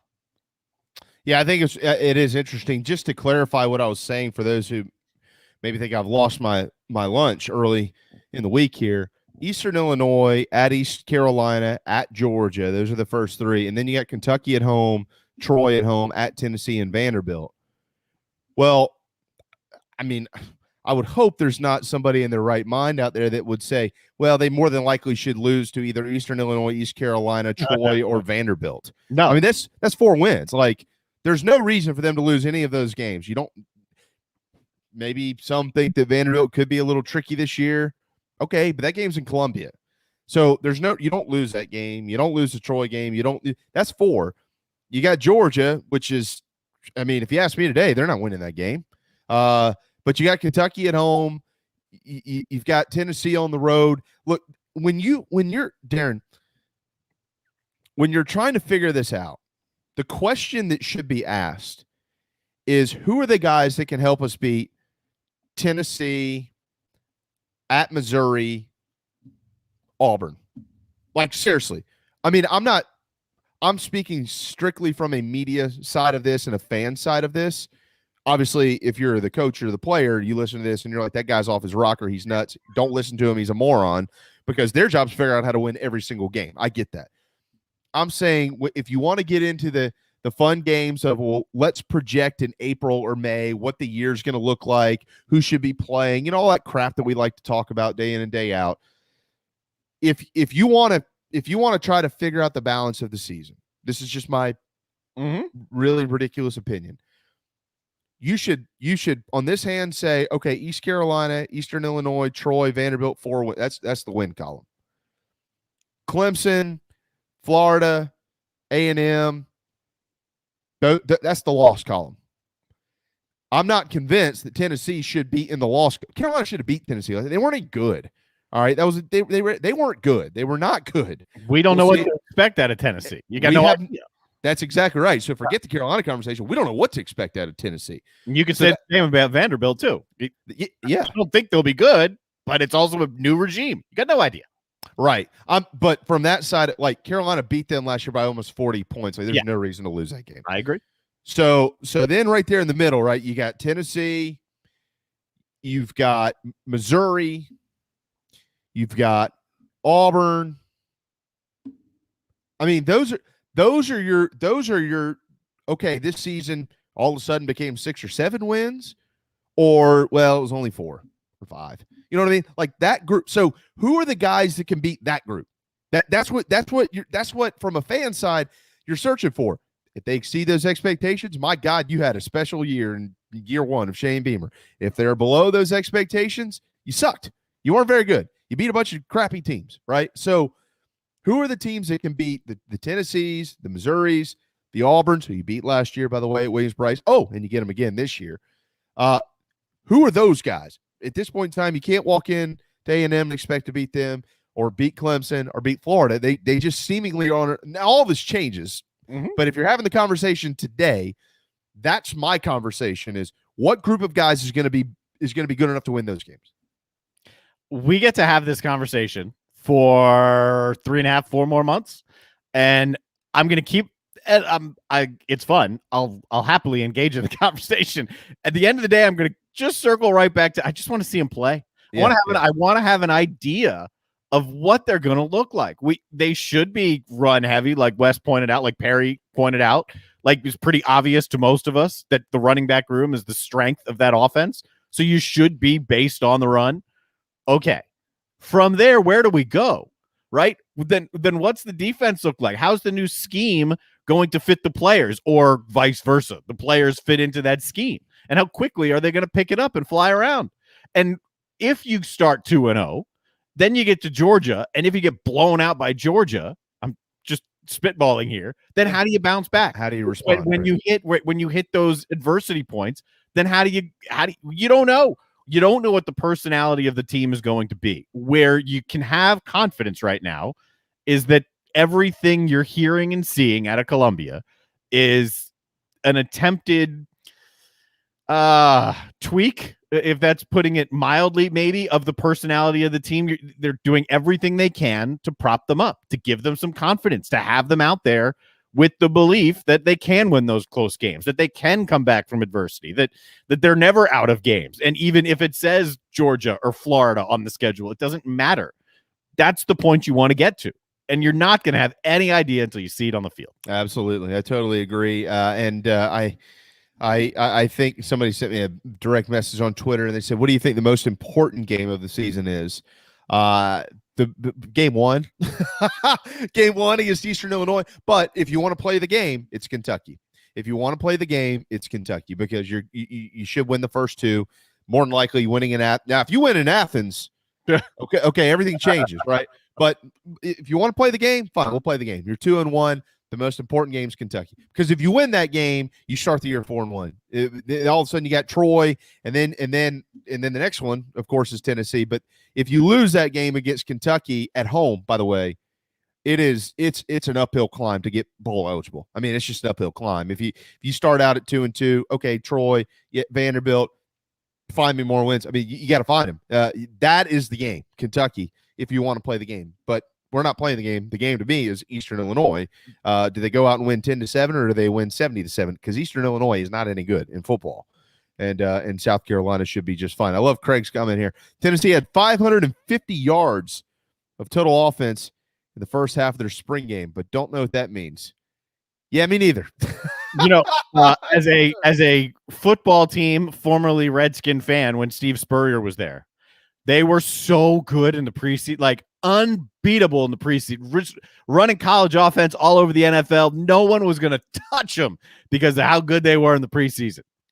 It didn't go that way. Yeah, it didn't. A little different when you cut it. Just for giggles here, let me before we run to a timeout here, so I do want to get to the college football playoff stuff.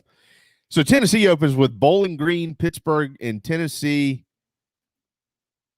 Tech.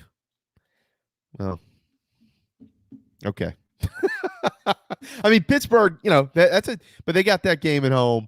But there's 2 wins out of the gate, and then they got to go to the swamp. So we'll see. You think for their sake, you hope so. It's very similar to South Carolina, right? You got a new coach, you need a new mentality, you got to find ways to win, you got to find yourself that quarterback everyone's confident in.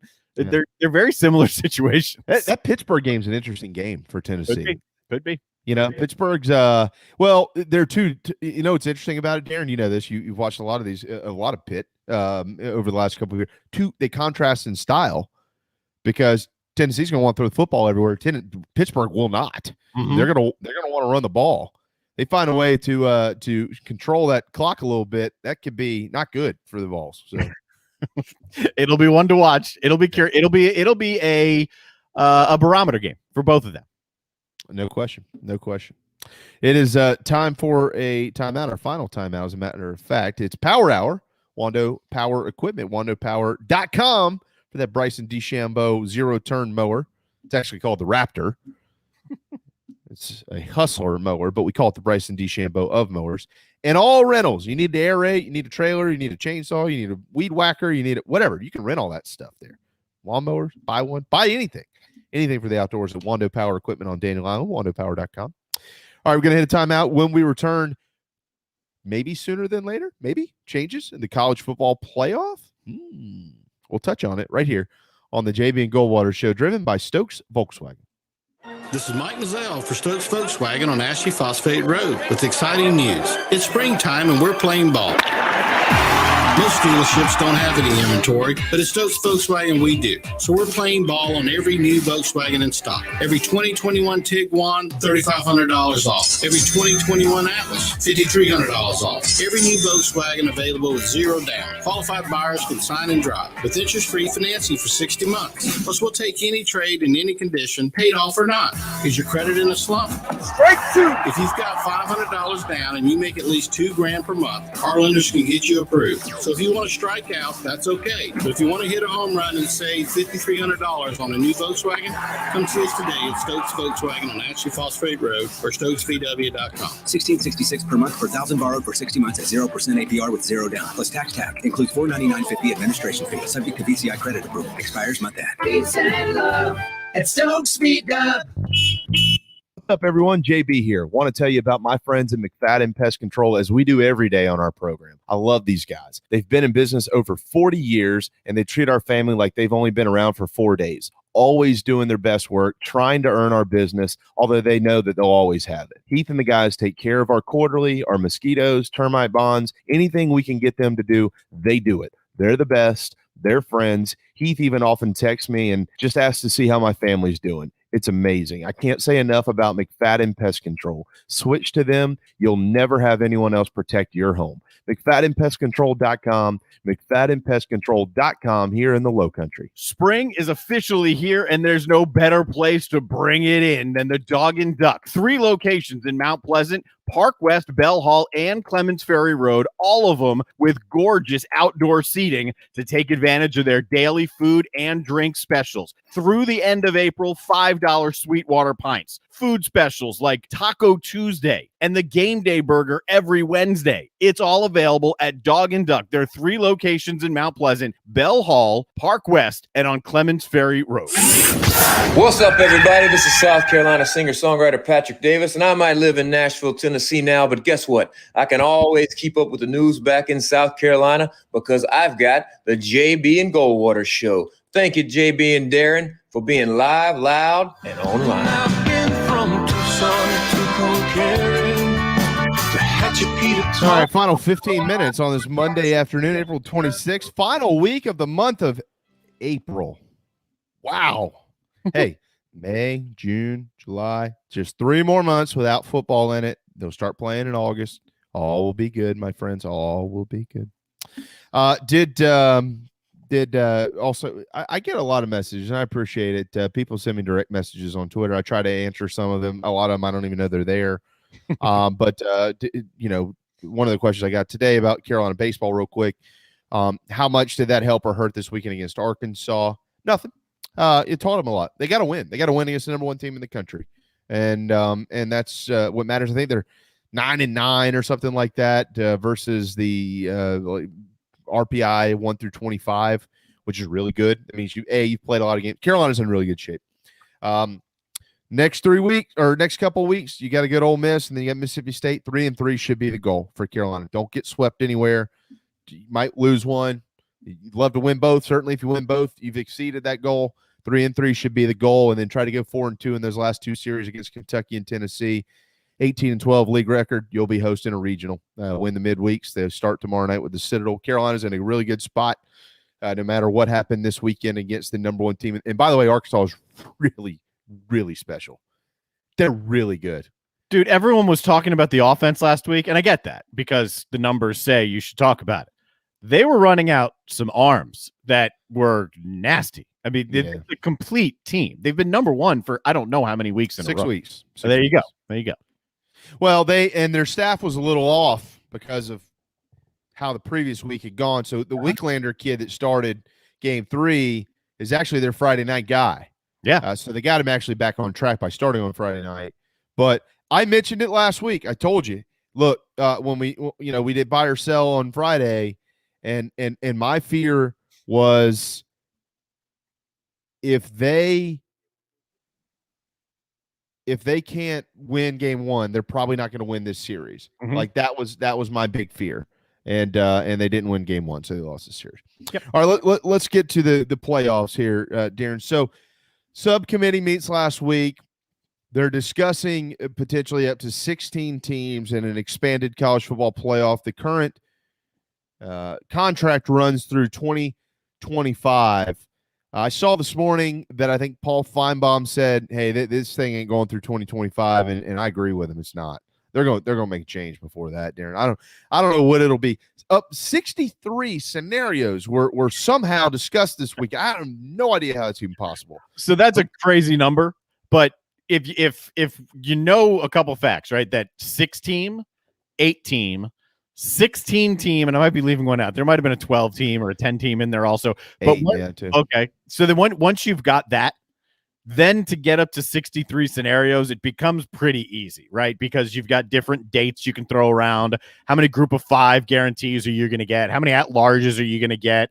If you've got 8, if you've got 16, But the crux of it all, and Heather Dinich and Nicole Auerbach, who are two of the best doing it, ESPN and The Athletic, they both had the same feel for that number of 63. Like, it's a huge number, but don't get sidetracked by it. The importance is the discussion is not only happening, but it's publicly acknowledged that it's happening.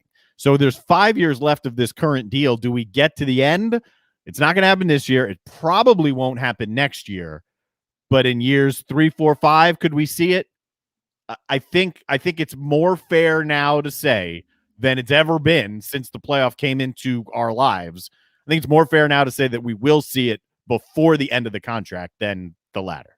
I would bet on it. If you asked me to bet on it, I would say absolutely. I will bet on the fact that this will be changed before the end of this contract. Darren, the question is, right, what does it look like? And I know, so I read exactly what you read this morning. It was a basically roundtable discussion, a roundtable discussion.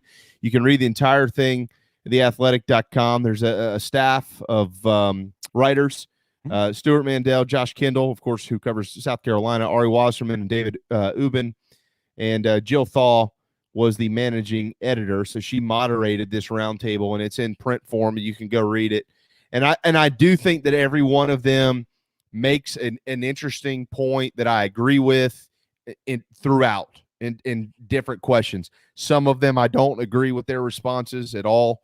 And then the next one I agree with their response. If that makes, Kendall, I don't agree with a couple of things he said, and then there's a couple of things I agree with him. Same for everybody in this discussion. And it's very subjective. We all have a different opinion.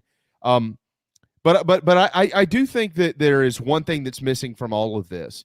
And I think, Darren, that, and I don't know how they would do this, but if they are planning to expand the playoff, it's inevitable. It's going to happen. It's 6, 8, whatever it's going to, 8, 12. They're obviously discussing 16. So somebody in there thinks that 16 might be a good reason for some reason. And I happen to be a guy that, I would entertain that. I've talked about that before.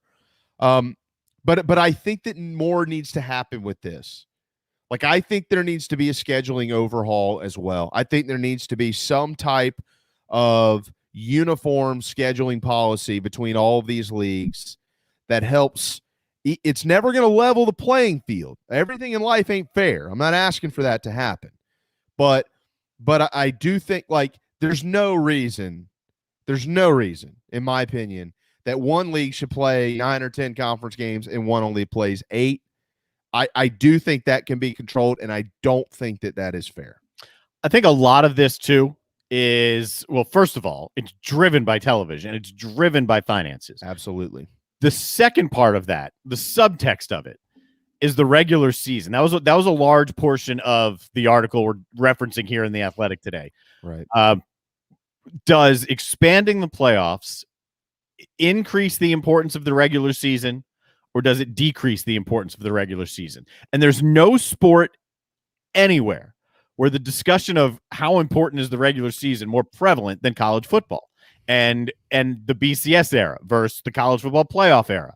And if we change things, are we taking out what, Kendall made this point in the article. One of the things he loves is an early season game that could determine the difference of going to a playoff and going to, like, the Citrus Bowl or something like that. Yeah. We've had the discussion on this show that expanding the playoff could make the regular season more important, and it could keep more eyes on the regular season. And that was also brought up in this article. I think that will be a consistent swirl of a conversation as the playoff discussion continues. I totally agree. And I'm going to tie that into what I just said, because I think that if you play 8 conference games and 4 cupcakes, qualifying for an expanded playoff is going to be relatively easy every year if you're a really good football program. Now, I'm going to exclude Alabama from this because Nick Saban tries his damnedest to schedule a great team every year. We've actually seen a trend over the last few years. The top teams in this sport are playing tough games. So you actually have to exclude the large majority of them from this conference. Clemson, Georgia, LSU, Alabama, Ohio State, Texas. Look, these teams are Oklahoma. They're playing really good teams. They're not playing cupcakes left and right in the non-con. Mm-hmm. You have to give them credit. Who's playing the cupcakes? is middle of the roads. Okay. Go look at, and I know they weren't any good last year, but I'm talking about just program in general. Go look at Arkansas. Go look at Mississippi State. Again, I know they weren't good last year. Don't base this conversation on just last year. These are quality programs, middle of the road type programs in college football. Well, all of a sudden they run out and go 10-2 one year, and you're going, but damn, that's a good year. It's a 16-team playoff. Maybe they qualify, but 4 of those 10 wins are cupcake wins. Wait a second, hold on. That's 40% of your schedule. You beat Johnny Appleseed football team and all these crap schools nobody's ever heard of. Wait a second. That's why there needs to be a scheduling overhaul with some of this. Who you playing? Can't just play 4 FCS teams and crap like that. So to your point, I think we're both right. We're going to talk more about this tomorrow because we do have Mike Morgan joining us tomorrow and Gene Sapikoff as well, Darren. But I feel like there needs to be some type of controlled variable that goes with a playoff expansion. And the one thing that you can control is scheduling, compromise, scheduling cohesion, whatever you want to call it, where at least everybody's going to play the same number of conference games and maybe the same number of Power 5 games. I wonder how, in theory, that sounds good, but I don't know how simple it sounds. Relatively easy. Let's just make sure that every conference plays about the same amount of games. We don't have this wide disparity. But the reason you see these cupcakes, that's one of the ways the teams can get better. By going 10-2 and having 4 wins or 3 wins against teams that, well, you should clobber anyway, that enhances your resume to recruits. It enhances your profile. It helps you get better. And then that's where the committee comes in. It will, if you're going to have a playoff, whatever rankings you use, you're going to need that. But then you're also going to need a committee. You're going to need a devoted set of high-minded college football individuals who can then break down my 10-2 against your 10-2. Right. And if we're coming from different conferences, why is mine better than yours, or why is yours better than mine? And why is my win over Ball State not as good as your win over Toledo? I don't know. But that's where the committee and those experts, if you want to call them, that's where they're going to come in. Because I don't know if there's ever a way to say, all right, look, everyone, here's how you're going to play your schedule out. There's going to be a whole lot of pushback from that. So I think we'll see a change in the playoff before we see a uniform change in the regular season. I agree. No, I'm with you. There will be. I don't think that I haven't even heard anybody discuss it. It's just my opinion. I think that there needs to be a scheduling overhaul for everybody. So we'll see. And we're going to talk about this more tomorrow, the pros and cons of all of this.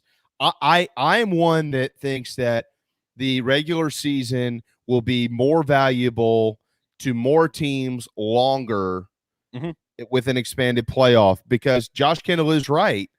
Yeah, that early season game truly does matter for getting into the playoff. If you lose in week 2, that knocks you out. Okay, well, that takes one less team away who's really good from the conversation later in the year, and then that means that their games don't matter later in the year. So if we're going to say that every game matters, but it just doesn't matter for this team after game 2, then every game doesn't matter. You know what I mean? But if you're knocked out, let's use Tennessee because that's fun.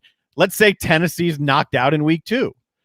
That also could mean that a Pac-12 team, because Tennessee's out of it, is still alive. So sure. So I agree with you. Expanding the playoff, I do think, enhances the regular season, particularly at the end, and particularly in some games that you generally wouldn't have your eyeballs on because it's not your conference or your team.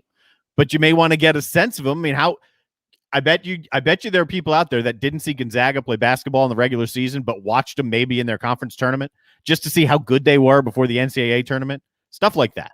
Yeah. Well, look, and I know we're out of time here, but we've never seen it, but I'd like to see the team that starts out 0-2 and all of a sudden run a 7-7 off and they're 7-2 and they're knocking on the door of the top 15. You're going, wait a second, this team could have started 0-2. All of a sudden they're relevant. Yeah. If you start 0-2 in college football, you're not relevant right now. So we can poke holes in every little scenario. It's what's best for the sport. What's going to grow the sport. And we're going to talk about that tomorrow. All right, good stuff today. Yeah, really appreciate Perry Worth popping in. Certainly Wes Mitchell. It's good to talk football again. We got a lot more in baseball tomorrow, obviously. So we'll get there. Thanks to Darren and thanks to all of you. Thank you, man. Man, it's beautiful outside. I hope everybody has a marvelous Monday afternoon. And we'll be back here tomorrow at noon on the JB and Goldwater Show, driven by Stokes Volkswagen.